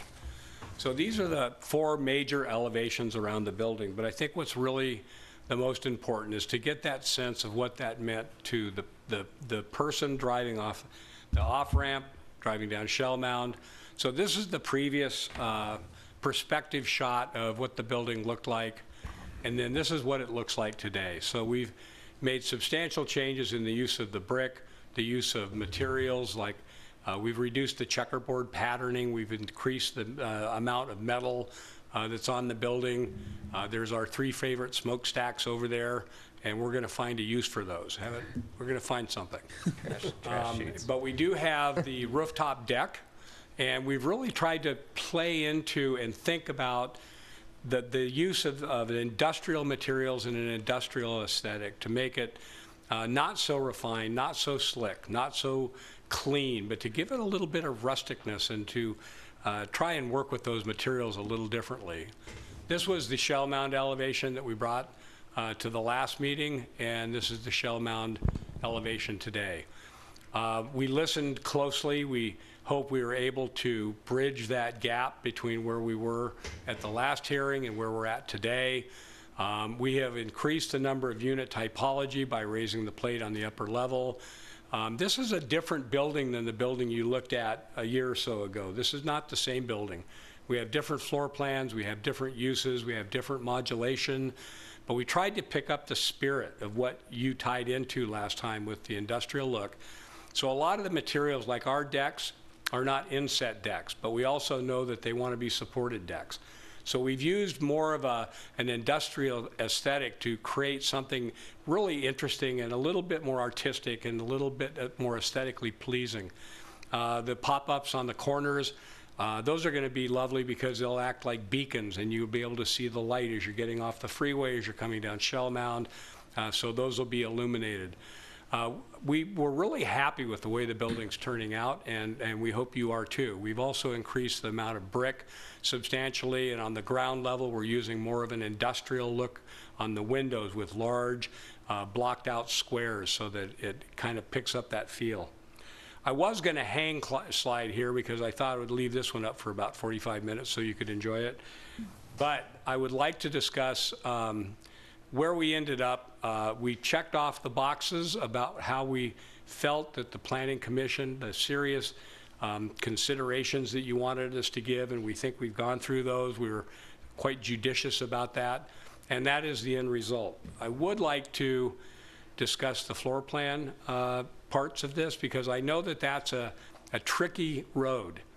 And one of the floor plans that came into consideration is the C2 plan, and Maru accurately pointed out that this is a plan that's a 3-bedroom, it's being used a lot, and we had the benefit of working with Arnold on numerous plans with numerous iterations and numerous changes, and I have to tell you that I think that we have met the spirit of all of the family-friendly criteria, and we listed those judiciously, and we graded them right along and next to Arnold's grading, and we think we hit very high scores, and we're actually very proud of the effort that we took to make these plans good plans, quality plans. And so the plan on the left is our C2 plan, and I took a couple of shots on this. I wanted to find out what was different about these two plans, and for me, a big part of it is the openness of the plan, and that's something that appeals to families and people that are working, that will rent these homes. The families that will rent these homes is that sense of walking into a room and having that large expansive glass and the large view corridors. I don't think between the two plans there's a family-friendly bias one way or the other. I think they both meet very adequately the family-friendly criteria and the spirit of the family-friendly. I think it becomes a bit subjective, like Andrew mentioned, and we're continuing to try and work on these plans just to make them better. And we look forward to your input on this, and we're excited to answer questions as you have them. Thank you. I wasn't here to find out. Arnold, do you have some comments, or? I haven't made any comments yet, but I can make a couple quick comments if you like. Sure. So I just wanted to, given that you're giving me a chance, thank you, just to jump in on a couple. The main thing that I wanted to do is after you saw the plans last time, and there was some questions about comments that were made in the staff report and that I had made, and there seemed to be a need to come back and relook at those things. And the focus became, after the meeting, looking at that and to focus on the C2 unit. And the reason for that was I guess there's 19 of them now, so they're 2/3 of the 3-bedroom units. And the main concern is that there's several family-friendly guidelines, but I think the family-friendly guideline that talks about the ample size of the living area for furniture arrangement and things like that became the one that seemed to be the most problem, that the amount of space for, once you got past the circulation, was so small in the C2 unit that it was only 10 by 12 of actual space that you can use to arrange furniture. Now, we know that's a pretty small space. It's like the size of a small bedroom. And that just didn't seem adequate. Now, there are ways to arrange the unit differently with this kind of, or the layout of the unit to make that work, but that would require increasing the size of the unit. So within the parameters of the outline of the existing unit, it seemed that that unit wasn't quite functioning in terms of the area needed for a family, and so the effort was made to see if it could function better. And so that's what was presented to you in that example, to provide more area for family gathering and to make the larger area and kind of connect with the kitchen and to make the layout work better for that type of function. So that's the main goal of that. And there's other units that we can sort of like discuss subjectively, this might be better than that, but that was the one unit after reviewing all the units that it seemed like for the goal of family friendly, there needed to be more space in the common areas, and that's what I tried to see if that was possible. And what I discovered is it was possible without actually changing the size of the unit or the basic shape of the outline of the unit. So does the plan for C2 that they've presented, is this the result of your coordination with them, or is this still not meeting the The plan, this existing layout that they have is the plan that they have developed. And the plan that says the alternative that I'm presenting is simply an attempt to reorganize that unit, but it's not the plan that they wish to use. They wish to keep their unit as is. I reviewed that unit, worked with staff, and it just didn't seem like the amount of space for the organization of the family areas was sufficient to function for a family size that might be with 3 bedrooms.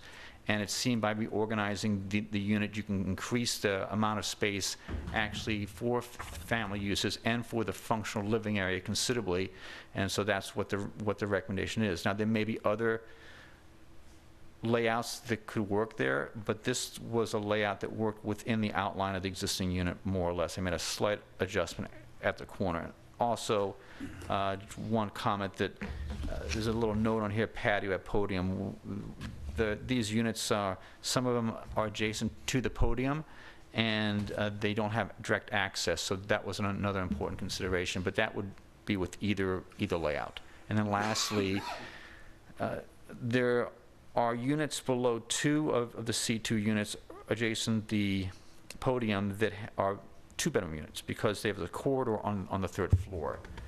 And if you notice on the plan for the 3rd floor, which is, I believe, A 2.3, you'll see that corridor. So the units below there would probably have to change also, and I did outline a unit that would fit within that so that both of those B8 units could have a similar configuration and get access off those minor corridors, so that there's no problem with in terms of units stacking between the 3-bedroom and 2-bedroom if you would or wish that they change the unit. Now, just one more thing. Doing this unit is not important in itself. What's important, I think, is that the unit that they present works for family. And the basis of the analysis is we don't think that the 3-bedroom unit works for that. And this is just one way that maybe it could work better. Thank you. You're referring to, when you say the 3-bedroom, you're referring to C2 in particular? Yes. Okay. Yeah. Any other questions of staff or the applicant? I'll open it up to public comment. Are there members of the public? Actually, I did have a few questions for the applicant. Yeah. So, Mr. Baker, first of all, thank you for acknowledging the concerns of FAM radio.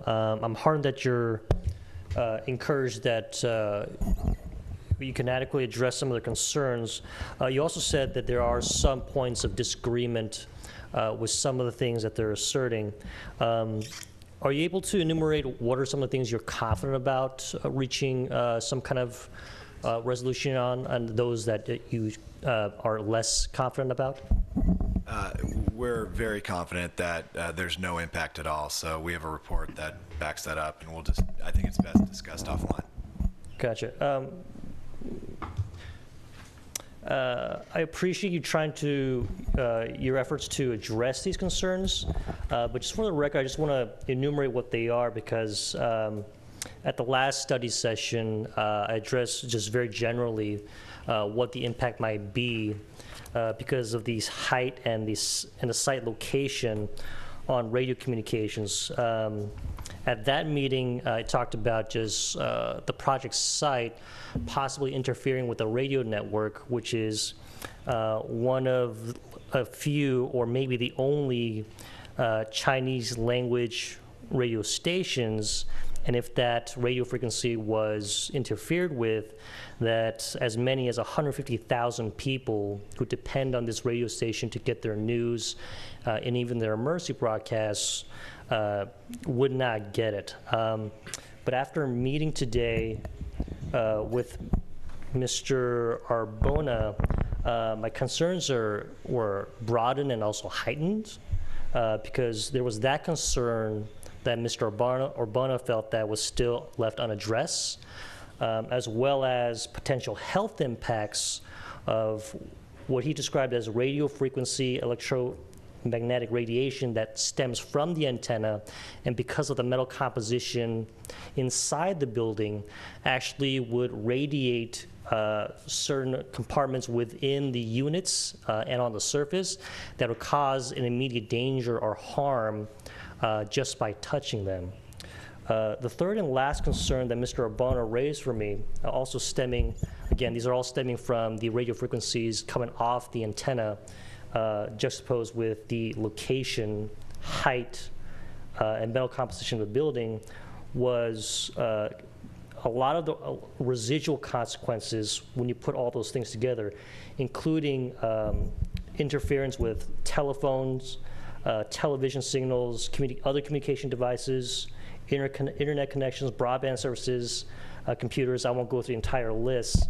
But the concern is if the project was built with this current composition and the site and the height, the radio frequencies would be blamed for interfering with the residents who live there for their use of these devices. And the concern raised by Mr. Arbona to me this afternoon or this morning was that their attention would be turned towards the radio station and the antenna, which would subject them to a possible claim for nuisance, interfering with their ability to enjoy these products. So I just want to enumerate these concerns specifically, just so we can maybe facilitate specific points where you and FAM Radio as well as Mr. Arbona can come to some kind of resolution. If you have any leanings towards how you can start addressing them, I'm open ears. Yeah, we believe that report to be inaccurate, and we have different information. So we'll discuss it offline and work it out. And just to point out, there are many ways to the radio signals and life safety signals that go through buildings. It's an issue that has been addressed for a decade with repeaters and all kinds of things that you put throughout the garage. Fire signal can get through the garage, and that's tested through the building department. And we put repeaters in for the cell phones to make sure both all wireless and cell phones still work throughout the building. So we do that in all our buildings. I did that at my previous company, which is the largest multifamily West Coast REIT. So these issues are professionally addressed, and again, the previous statements we believe to be inaccurate. So the more clarification you can provide in between this meeting and the anticipated March 24th meeting, where we'll come back to the Navy side, I'd appreciate your clarification on those issues. Sure. Charlie? The letters that were submitted tonight are just duplicates of previous letters that we received, and they were comment letters on the draft EIR. They will be responded to in the final EIR. Okay, thank you. Any other questions for staff or the applicant? Thank you. So I'd like to open it up to public comment.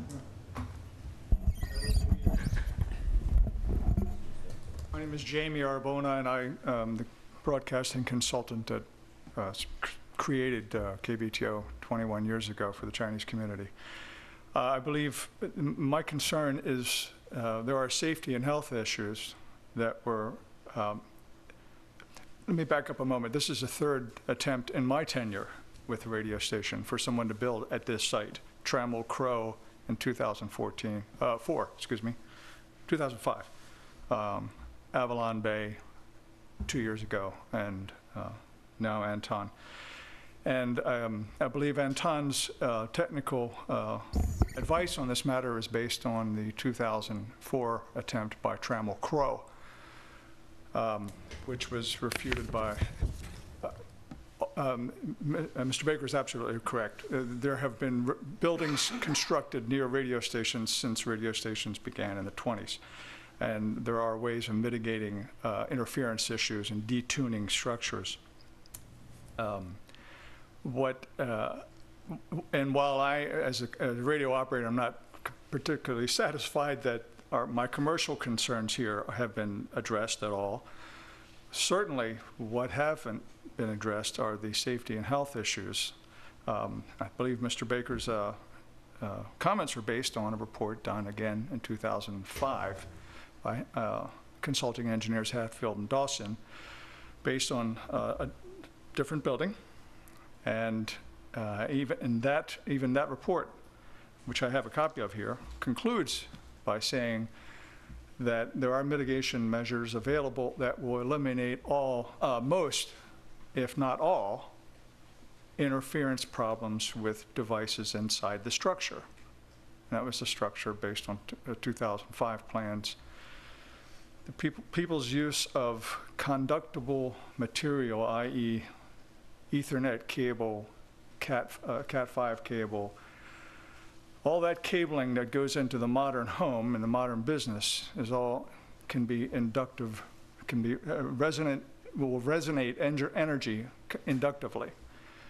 500 feet from that building are 2 radio stations on the same tower, one emanating 5,000 watts, one emanating 1,000 watts. They are throwing a lot of electromagnetic field into that building. And the maximum permissible exposure level, as set by the IEEE, was approached by the 2005 development. This development is going to be even more sophisticated and have more conductible material in it.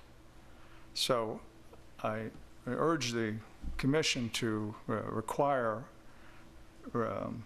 scientific projections based on this building with, by the way, the addition of the new metal on the outside, which increases the metallic mass of the building, that these health and safety issues be addressed. I haven't seen them.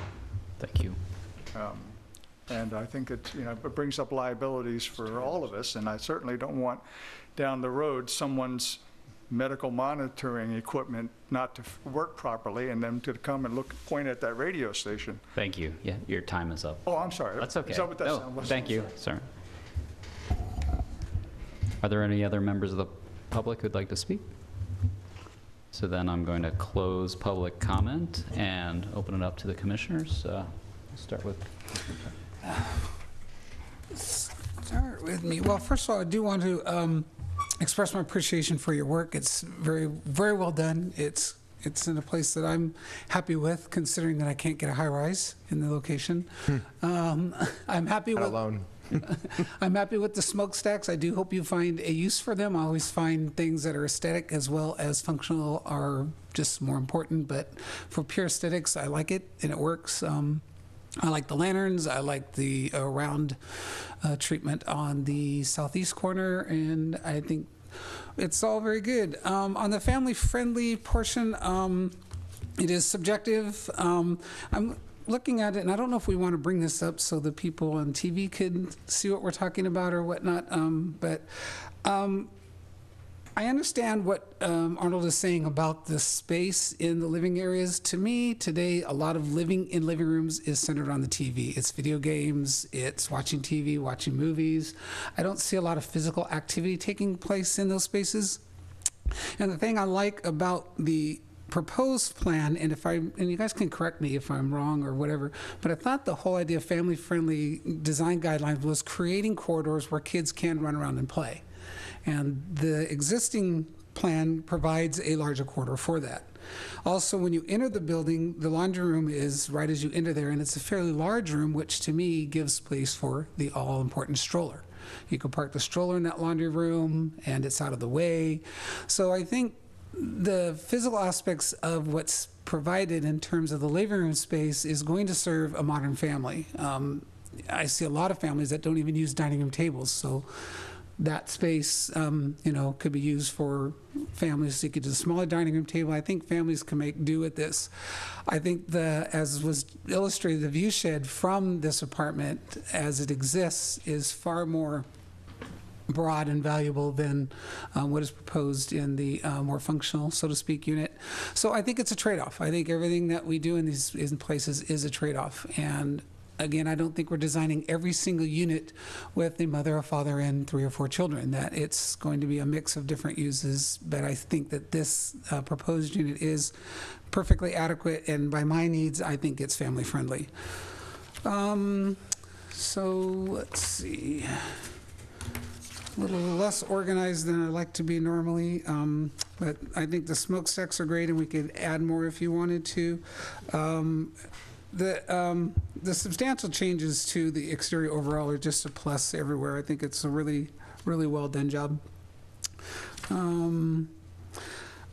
The mixed use, I don't know if what staff needs in order to qualify this as a directive or whatnot needs to be a majority of the commission, but in every iteration of this building that I have seen, I have provided examples of alternative uses. May not be a retail unit, but it is alternative to residential units. So I just wanted to make it clear that I have given ideas of how this can be a mixed-use building and not necessarily a retail establishment.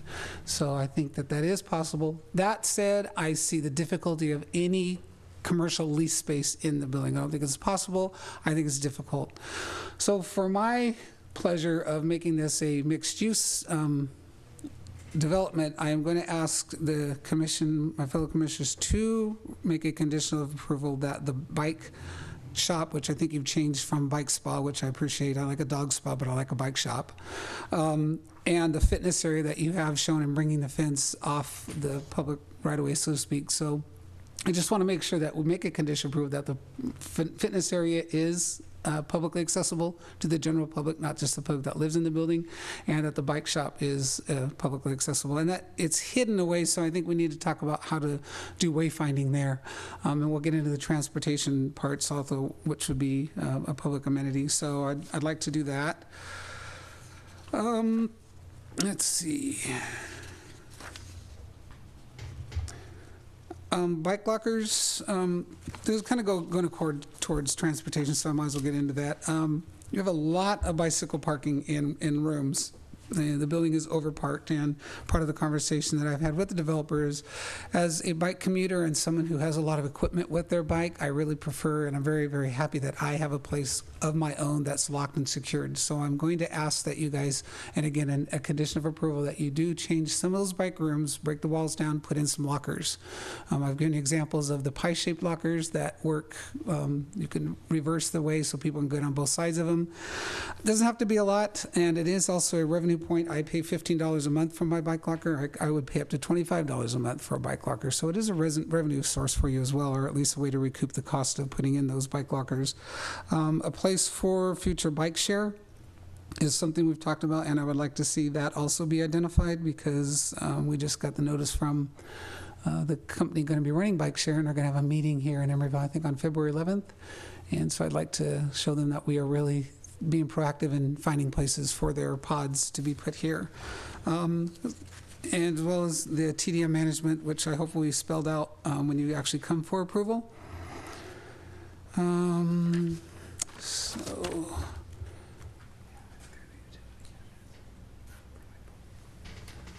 I ran a quick meeting when we began this, so I'm going to slow us all down now. Thanks. Yeah, we'll make this on your watch. I just really could get behind the project. There's some notes that I keep looking at for myself. Well, there's one thing in the, and it's just a suggestion. It's certainly not going to be something I'm going to tell you to do. In the one of the townhouse units, I'm trying to look at which one it is in the key here. I can't see where they're named. TH3B. In their master bedroom, it looks like if you relocated a wall between the vanity and the toilet, creating a separate toilet and shower area, it would give you enough room between the existing vanity and the closet wall, if you knock that wall out, to create a double vanity. So I'm not talking about the C unit, I'm talking about the townhouse unit, which is it looks like TH3B. So it looks like in that area, because I often hear that having a double vanity for a family, especially in a master bedroom, is really valuable. So I'd look at that and look at just moving the wall that separates the bathing area in between the sink and the toilet, and then creating an area for a double vanity. Just kind of a selling point, I think. And I think right now I could pass the mic on unless I find something else. Thank you. Thank you. I don't know if I can go on as long as you did. Give it a try. Come on. Well, firstly, I agree that this C2 unit existing, I think, is a much better layout than what's called a more family-friendly layout. What I object to in the family-friendly layout is it's a long linear space, and the existing one is a large squarer space, more rectangular, and basically it opens the whole thing up, and that's the whole idea. My kids have remodeled their own houses to do that. You know, houses in the old days were split apart, the kitchen was kept separate, and so, you know, I'm in disagreement with what the family-friendly architect has come up with. I think the elevations are terrific now, and the courtyards, I think, are working out nicely, and I think the project has come along very well. Thank you. I appreciate the work that you've done on the materials. I think that they are better. I would like to see the checkerboard stuff go away altogether, because you have a lot of different materials on there, and I think it just creates visual clutter and confusion. I respectfully disagree about the smokestacks. I don't think that they're appropriate. I think that I just think they're going to look like a pasted element on there that's just, it makes no sense for a new residential building. I feel differently about the cylinder that you've done on the northeast corner, southeast corner. Although if I look at the unit plans that are on there, you've recessed the windows and the living space from where the cylinder is, rather than creating a little bit more space. You've effectively sort of done a reverse bay so that views are cut off and available space feels like it's pulled in rather than expanded.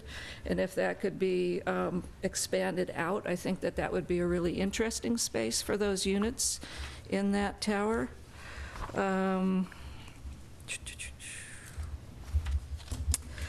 I know that you have in your chart a lot more, well, keep on going back. I should just go through the thing in order here.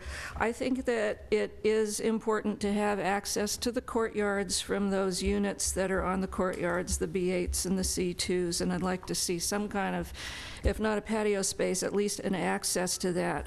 And I think that one of the things that's happening with the courtyards is that the private spaces that you're trying to create there are taking up, they're much larger than they need to be, and when you have a common space and then you cut off that much space for the individual units, I think that it's, I don't think that that trade-off is worthwhile, because what ends up happening with these courtyards, especially I think the southeast courtyard, is you end up with a lot of circulation space between planters and half walls and privacy, you know, the half walls to the private courtyards. So rather than creating a group of usable spaces, you've got a lot of circulation and unusable spaces. And I think that pulling back some of the private patio spaces at the corners of these courtyards would allow for making a little bit more subspaces that were usable by more people within the building and could be programmed or not. And I think it's a problem with several of the courtyards that the space ends up being a lot of circulation space, which is actually not going to be functional for people hanging out there. I still have a problem with the north courtyard spaces because they're going to be at the edge of a freeway off-ramp where people are decelerating. And I think although it does make more sense to put a movie thing on the north side because it's only going to get sun a couple of hours out of the year, I think you need to look at what's going to happen with the sound reverberations of the traffic coming off the freeway and decelerating and the ones coming on, and I think that needs to be looked at a little bit more. I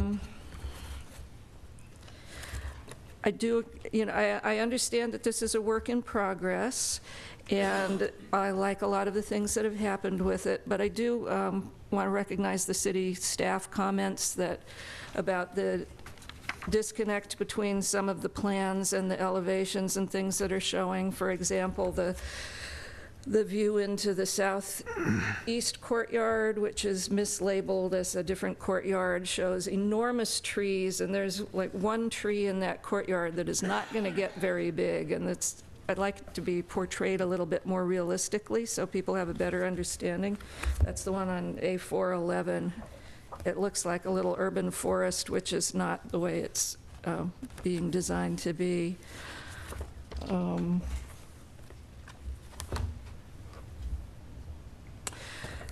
the other thing is I understand the emergency vehicle access, but I think that if you have people with pets in this building, the dog walkers are just going to walk around. You have artificial turf and decomposed granite. That's not going to get used for anything besides somebody walking their dog around there.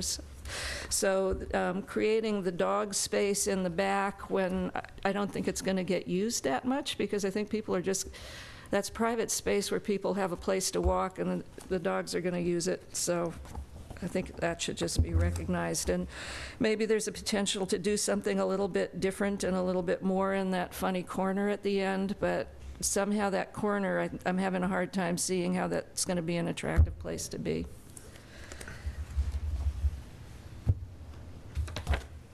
That's it for now. Okay. So first, I'm okay with single use for the site, although when we've all spoken, I'd be interested in hearing what Commissioner Keller's suggestions were for alternatives, but I'm fine with a single use because I don't think retail is feasible in this location. Second, I'm a big fan of the facade changes, but I want to second what Gail said, lower on the checkerboard even. I really, really love the look of this building the way it is now. Major applause for that.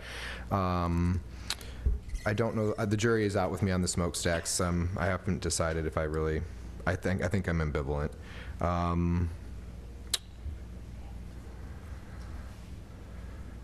Let's see.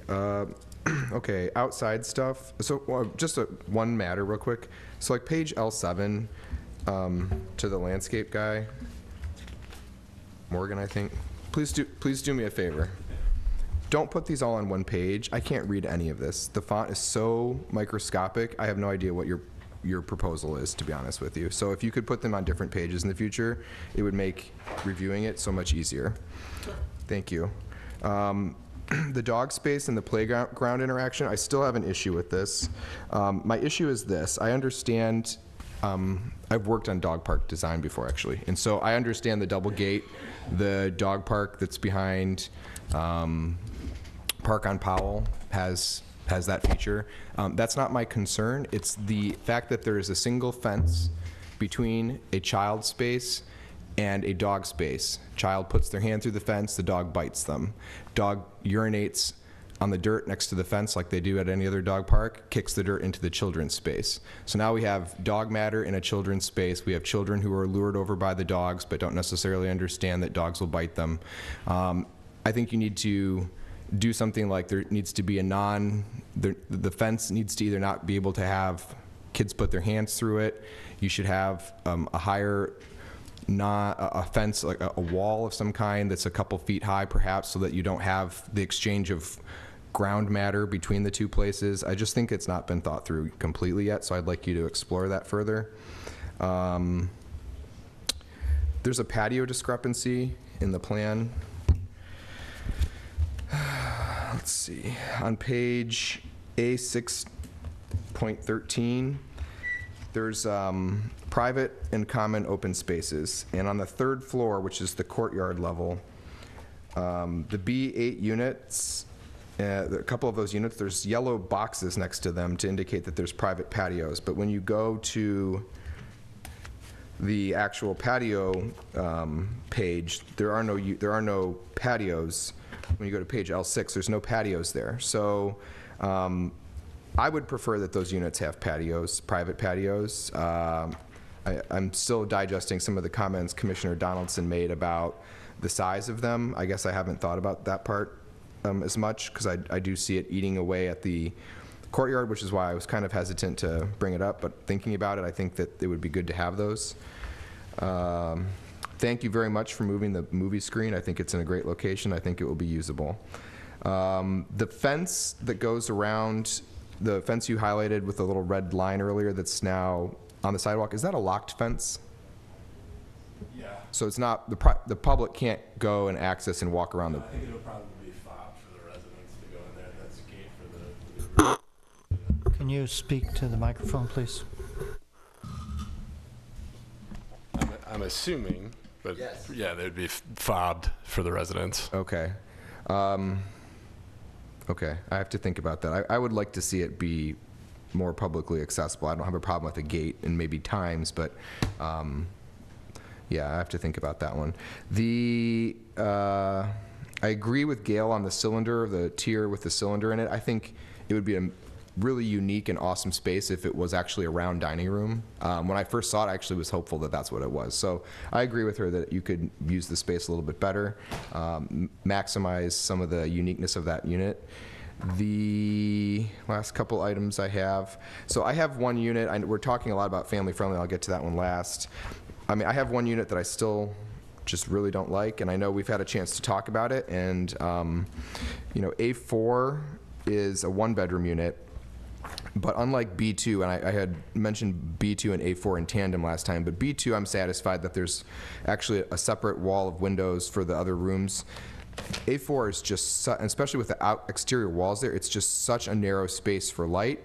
And so I think there needs to be an effort to maximize light, reconfiguring the part of the unit that exposes to the outside would be great as a way of enhancing the filtration of light through the place, especially because some of them are north facing.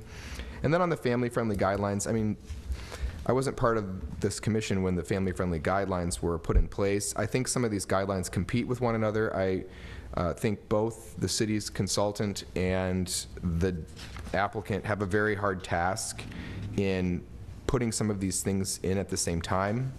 And so it kind of becomes, it is subjective, but it becomes, what are you going to prioritize? I think for the most part, I'm really happy with the effort that's been made to make these units family friendly.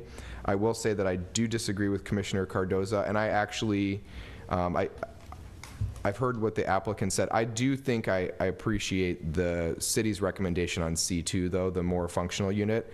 I see the things that you said, Tom, and I think that they're well-made points. I don't think that the top half of that unit, what's on the screen right now, that bathroom and bedroom at the top, I just don't think the space is being utilized as well as it could. And when you look at the overall dimensions for each of the rooms between the proposed unit and the more functional unit, there's more square footage. My number one pet peeve when I look for a place to live is the size of bedrooms. And so I do think I kind of went back and forth on this one, but I think I like the more functional unit proposed by Arnold. So those are my comments. Thank you.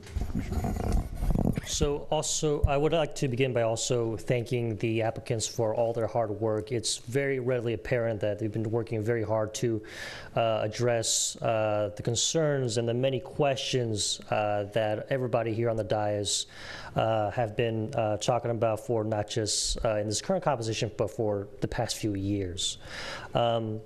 I just ask the applicants to continue that spirit of cooperation and responsiveness to not just the very important issues of floor plans and layouts, but on the basic issues of health and safety of the neighboring structures, the consequences of building the site as is, and addressing the concerns that impact those issues addressed by FAM Radio and Mr. Arbona.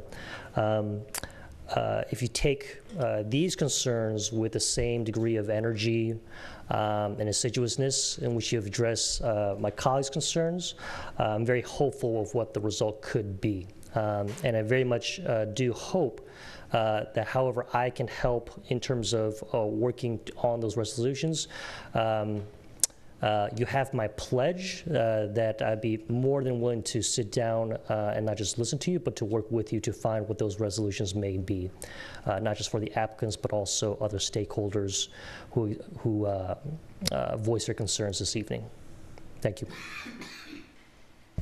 Thank you. Yes, I like other commissioners, feel like the exterior is a big improvement. I guess I don't know, I like what the smokestacks do, but I don't like the fact that they're, do visually, but I don't like the fact that they're useless or serve no purpose. I do like the cylindrical dining room component of some of the units. Maybe that could be brought in elsewhere, and the smokestacks could be removed. I agree with other commissioners that it would be great to see those those cylindrical dining rooms actually be cylindrical on the inside as well. I think that could be a really exciting element to those units. Let's see here. I guess I heard mention that the porches of the townhouse units are planned to be made deeper. So that's great. I'd like to see them at least 5 feet deep so that they could be functional. 6 is ideal, but I understand you have competing interests here. The one thing that I brought up last time, and it's still bothering me, is that one, the I guess it's the north-south corridor is just slightly off, it's slightly askew. So you walk down the corridor, and the corridor just beyond it is just like 1.5 feet off or something like that. And it'd be great to see those lined up. And also the fact that the kind of gathering hubs, gathering nodes, the square, central square, and some of the other areas, the entrances into the courtyards, they used to be kind of more open, larger spaces for residents to possibly stop, talk to each other, throw some chairs in, et cetera. And I see utility spaces, kind of eating into a lot of those. And so I'd love to see that worked out so that, even if you need small utility spaces and can still kind of keep some component of those gathering nodes, that would be great. And I think this, at some point, maybe the study room aligned with the study room on the 3rd floor aligned with the corridor. And since I think there's probably windows in the study room, it opened up the opportunity to kind of look down the corridor through the study room and out the building, and I thought that was a nice feature, and so it'd be nice to see those align again as well. The orange accent panels on some of the rails, I still am not a big fan of those. Wasn't the first go around, but what's that? I thought it was laundry. Oh, you thought it was laundry? No, I think there's like a Le Corbusier building or something that's like shows a plaster panel on it as one of the inspirations, but that one's the same color as the rest of the building, and these orange ones just, I don't know, something about it. And I guess the one thing I see in a lot of the units that, I don't know, It's the master bedroom location being further away from the front door than all the other bedrooms. And so, you know, I understand the reason for that, for privacy, et cetera, but then it's also a security concern with kids being close to the front door and the master bedroom being further in the back. But I mean, I do like a lot of the unit designs, so I'm not saying that I feel like that needs to be switched necessarily, but it's something to look at. As far as the accessible bike shop and fitness that Commissioner Keller brought up, I mean, the fitness is on the second floor, and so in order to... Can I correct you on that? Oh, it's sure. the fitness that's outside. Oh, okay. It's the obstacle course, or Got whatever they do on the corner of Shellman there in the freeway exit. Okay. Yeah, I mean, I guess if there is a way to bring that into, you know, a public, yeah, I mean, obviously if it was actually visible to the public, that would be the real, you know, a nice feature. And so if there was a way to do that, where the bike shop was visible to the public and maybe open to the public during daylight hours or something along those lines, that could be a nice feature. And then as far as the radio transmitters and proximity, I mean, I'm assuming that this is something that's being, you know, investigated and explored in the EIR, and we'll learn more about it, because I don't know that any of us are experts about this. And, you know, absent not building a building there, I'm not quite sure how to address it completely, because any building going in there is going to need Cat 5, Cat 6, et cetera. Maybe it won't have corrugated metal panels, but at the same time, this building, if this were actually a taller building, it would have a lot more metal in it, because I think this building's been designed to be wood frame construction. And so, I'm hoping that we can come to some kind of understanding and resolution on that matter. Those are all my comments. Are there any other comments from the commission? Yeah, I just want to finish up with, and I kind of thought we would hear this through the commission. So one thing I'd like to recommend is that you guys make sure at the approval meeting that your plans are fully vetted and developed to show actual plan to build. So make sure all doors show, make sure all access points to the patios and et cetera show. And I think a better detail minus landscape, such as trees and stuff, of the whatever you choose to do with the play area and the dog spaces, that you have an individual plan showing us that. What is that going to look like? What is it going to consist of? And then maybe also this fitness area that's on the corner of Shell Mountain and the exit there. Show us what is, you don't have to show us the absolute program, but show us where the fence is. Show us where the public realm part of that is. And just be really clear and try to be as accurate as you can, because I know that every time we have these meetings, there's something missing, and it's something that one of us picks out as a key important issue to us.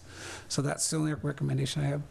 I think it would also be really helpful, in addition to a better blow up of that corner area with the children's area and whatever else ends up there, to understand what the topography is. Are they looking out over where it looks from the section on L5 that's higher than the surrounding, and what's the relationship of that to the freeway visually, and how are you addressing those kinds of relationships? Because the surroundings of this piece of property, there's some great eucalyptus trees, there's some other things, but there's a lot of stuff that you don't really want to be interacting with in terms of freeway traffic, trains, that kind of stuff. So understanding, conveying what you're doing with those relationships in terms of screening or protecting would be really useful too, what it's going to look like there.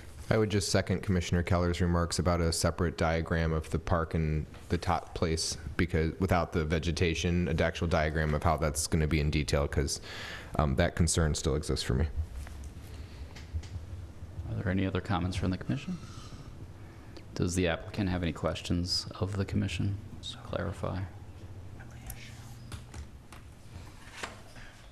Yeah, thank you for all the feedback. Commissioner Donaldson, the exterior on the Ashby off-ramp. It's obviously just one way coming through there, and it's bermed significantly, as well as it's actually interesting. If you look at a map, this property is further east than both Avenue 64 and Emmy. Significantly further away from the freeway. So the traffic on the off ramp is significantly less. So there's more of a buffer there. I would encourage you to go drive it one more time and check it out, because there's a big berm, and we are working with Caltrans about working with that. You have to go through a whole program on re-landscaping Caltrans land. We don't own that land between our property and the off ramp. So we're working with them to see if we can re-landscape that to their standards. I understand there's also some, the beginnings of some changes to the Ashby interchange. Do you know what they're doing with that? I do not. No. Charlie, do you know can you summarize the Ashby interchange? Well, I don't know what they're doing right now. I mean, at some point in the not-too-distant future, that entire interchange is going to get rebuilt. It's paid for in Measure BB, and It's being remodeled too, right? I don't know. Oh, okay. I don't know what currently is going on. Okay. Be interesting to find out. Lastly, I would just the real clarification. We heard a lot of different opinions. I don't know. I mean, Charlie and Maru, do you have clear understanding of where we're supposed to go with the unit plans on the family friendly? Not entirely. Would it be helpful to put the slide Maru had back up and then to just have this poll on each of those 4 questions she had? Would that give everyone direction? Sure. Yeah. I think that'd be really helpful, because we're looking to take concrete action from what we hear. One comment about the noise level. We did a walking tour of that site. You must have been on that, weren't you? I thought it was in conjunction with the Planning Commission, and I was astounded at how quiet it was. I really expected it to be noisy on the backside by the freeway, and you just didn't hear anything. Good. It's reassuring. If I could ask, Steve, do you want to share, like, on the very first one that we're going to talk about, the single or mixed use, what your alternative ideas were? Well, it was an extensive list, and it was based on the prior applicant's floor plan, and it was taking a space that was a fitness center, moving that upstairs, and then taking that square footage. And it was spaced enough that you could put in an attorney's office, a CPA's office. You could do an interpretive center for, like, the Center for like the Arts, the Emeryville Arts Center. You could do a visitor center. There was just all kinds of a chiropractor office. It would be something that wouldn't need a tremendous amount of parking. Something that wouldn't generate, that people would actually make an appointment and go to that place, not something that they would wander by and go into. And it was using, I don't know if it was the general plan guidelines for the types of spaces, but if I recall, it was 3 or 4 pages of examples I gave to the type of use. This layout with the townhouses and where the fitness center is doesn't really provide a space without losing a rentable unit to create those suggestions that I made. So that's why, for me, opening up the bike shop and making the outside fitness area a public amenity as more than just a building kind of suffices for me, because the area is, it might transition later if the Expressions Art property and the Atrium Art property develops, and then there we can probably work towards getting something a little more mixed use. But with the Foundry across the street, and I don't know that they're going anywhere soon, and for this project, I think if we can at least get a more public amenities, and if we don't get the actual mixed use as it's traditionally known, I'm satisfied with that. But I could email that list to you and share it with you. Sure, I'd be curious, but I appreciate your thought. Yeah, I think it's silly to try and get any other uses in there. We have so many vacant storefronts in this town already that nobody's renting, and this is in an area where there's almost no pedestrian traffic, and probably won't be. And even if somebody had a CPA office there, it's a long way out of the way from anybody else, and there isn't enough of amenity to be serious, I think. So, I mean, just in the interest of maybe ticking off these items, I mean, items 3 and 4, I think you've heard comments on those. The only one that sounded like there was any discrepancy between members of the commission were the smokestacks that I know of, and I don't know if you're going to get a solid, I mean, we could, I don't know if you're going to get a solid answer if you, go ahead. Number 2. In all fairness and all truth, our goal is to make the smokestacks functional. And because they come down to the lid of the garage, we're thinking of air intake. And we need to bring fresh air into the garage in order to ventilate the garage. So our goal is to not paste stuff on our buildings. Our goal is to make those functional. So that's what we're striving to do, and that's what we will make that happen. But just to let you know. Okay. And then, so maybe could we just narrow in on number 2 real quick? 1 and 2, maybe just ask everybody, do you think Yeah, so number 1. Take a vote on that? Yeah, maybe a quick straw poll. As far as, is everybody comfortable if they can somehow open up the bike shop to the public a little bit visually and also during daylight hours? Does that sufficiently meet the requirement? Is this a commercial bike shop that would have? No. It's like where you bring your bike in and pump your tires. Yourself? Yeah. So this landlord would have to provide that free service to anyone in the city? All they're doing is providing the space and a card key access to get in the door. But So if I could- he has to maintain the. He's going to maintain it for the residents anyway. Right, so. I mean, I would some make these- use of you that. can see Not only some of that, these but, items you know, I'm not a- in public parks. I mean, you'll see bike, Okay. bike repair stations Well, we have it on the Greenway. on the Greenway. Yeah. Well, yeah, they're a pump and a Set of tools. few tools. Now, But the- you don't need to have that inside. You can tell them to. Can I ask Commissioner Keller a question? So, I mean, I run to the Berkeley Marina, and I run the Marina and University on the Bay Trail. Is there anywhere on that south entry to the Berkeley Marina a bike? I don't bike, so I'm just wondering if there's a Oh, bike yeah, station I there. bike through there all the time. Is there a bike station? There is no bike station there. The problem with bike stations is we have them at university and they get vandalized. The tools aren't worth a damn, but people cut the cables and just take them just to be taken. We actually had to move one off of Oxford Street and Hearst, which is going to be a bike lane. They had to move that inside University Hall because it got vandalized so bad.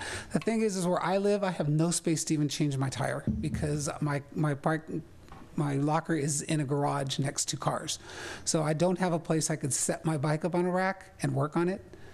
And so something like this for me to go down the street and have a place I could rack my bike up, even bring my old tools if I need it, but just a place where I could work out of the weather, the elements, where my bike is, the locker is exposed to the rain, it's cold and windy. And if I had a place just down the street where I could go put it up on one of those racks and work on it, that would be an amenity to me. It's personal for you then. I think it's personal for bikers. That's why we put these in front of City Hall. That's why we put them on the bike thing. They are The usable. one on the bike trail is always being vandalized along the Bay Trail, and Yeah. they've taken it out. That's why inside under secured lock. and key Yeah, would be I mean, good. I don't bike, but I don't have, so I don't feel like I have a dog in this race. I kind of agree with Commissioner Keller. I mean, let it as a single use with the condition that the bike amenity be a public amenity. I don't see a problem with that. Well, then they'd have to go in the office and sign up for a card and give their name, so they would have an access card to the space. And you do that at the gym. You do that everywhere. If you ever gone to the DMV, it's way worse there. I mean, Maybe could we just do a quick straw poll just to get a sense? Raise your hand if you feel that a bike shop that is open to the public visually and physically during daylight hours with a possible security fob is sufficient to meet the intent of the mixed use at least as much as is feasible on this site. Can we add the outside fitness area as well? And the outside fitness area.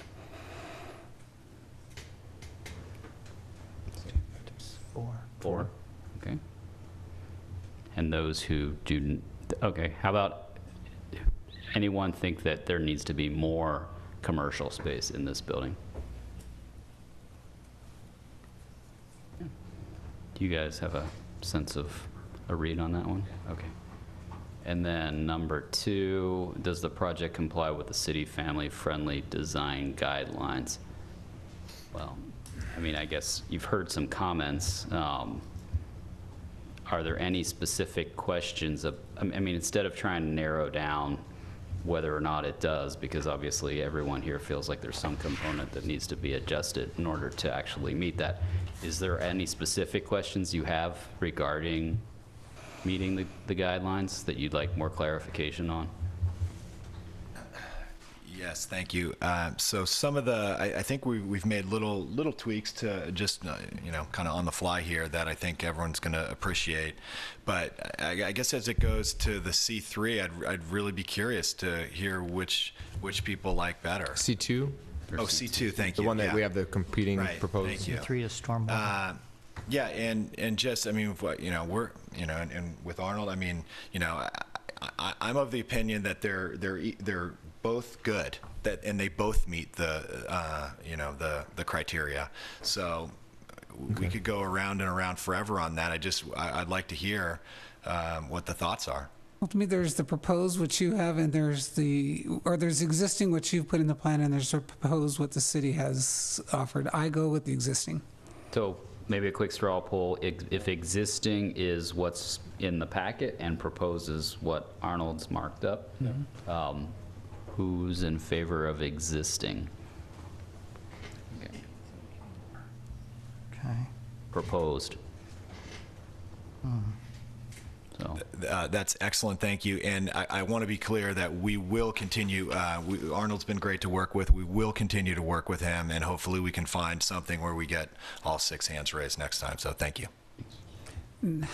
Yeah, and I think that last vote is with, there are things in the existing that, although it's family, it's not like we're picking one or two, there's things that should be tweaked in the existing one a little bit, like some of the, so. I mean, I think the one thing that, the way that these are drawn, and I guess it's just, you know, it looks like that there's this area of the hall next, you know, just beyond the bar, which would actually function as part of the open family space. And it's with the shading in this diagram that we got, it makes it seem like it's hall. But I think that's the difference, is that for me, at least, that the existing layout, that entire square acts as kind of the family common space. I don't know. How about staff? Are you guys sufficiently directed? I think so. I had another issue that was family-friendly related. I wanted to, another aspect of it, the patios. So the big 3-bedroom units at the courtyard level don't have private patios. I just wondered if people, they're B8 and B something else, and C3s. So I just wondered if people thought that there should be private patios off of those units, so that all units have them or not. I think there should at least be access to the courtyards. Alternatively, there should be access, maybe. Yeah, I mean, I do like the private, I like that there are some private patios and I like the gates, and I feel like that kind of helps activate the courtyards. But then it's also the concern that if all of them do, what's left of the courtyard? I just thought it was interesting that all the 1-bedrooms have them, but the 3-bedrooms don't. Yeah, that is kind of interesting. So I thought that was a little weird.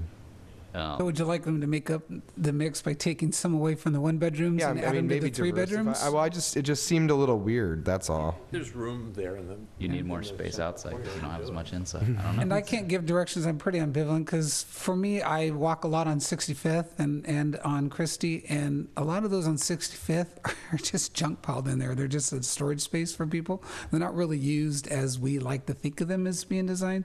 So if it allows the courtyard to look more open and allows everyone to use that space a little bit more, I don't mind that. I like the idea of a mix of both.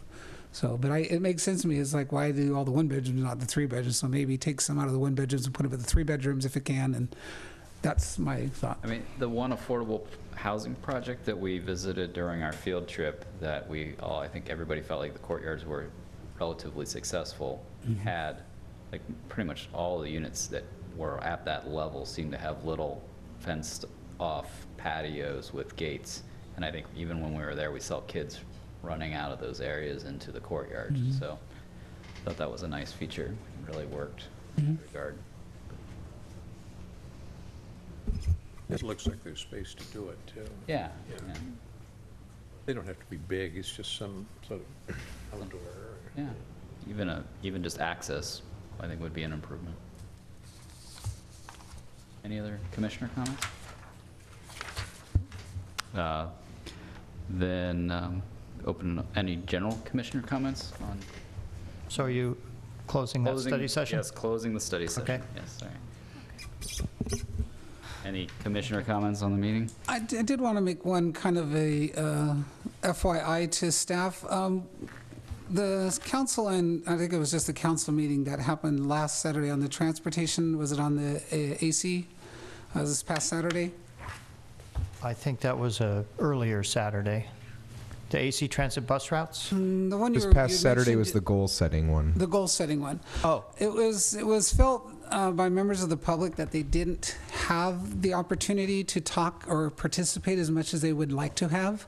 They felt like it was a commission or a council meeting where, they got a moment to speak, and that was that they didn't feel that there was the interplay throughout the whole meeting.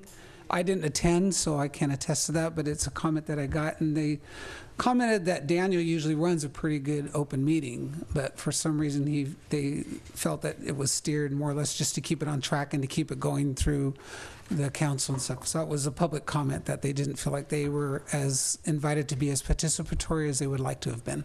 So I just wanted to bring that to the attention. Thank you. That's interesting. I mean, I was there, and Daniel, throughout the meeting, was calling on people in the audience whenever they raised their hands. There were I think the thought was they didn't have the opportunity to raise their hand. Yeah, I mean, being at the meeting, I mean, I remember looking at the agenda and not seeing a place where, it was obvious whether or not anyone could speak, and I think a lot of people didn't necessarily know that that was even open to them as a... So just letting people know that throughout the meeting they're welcome to speak, that it's not a timed period that is just for public comment. I think that's what would be important. That's my only comment. Okay. Anything else? Then the meeting is adjourned. How did things go in Berkeley?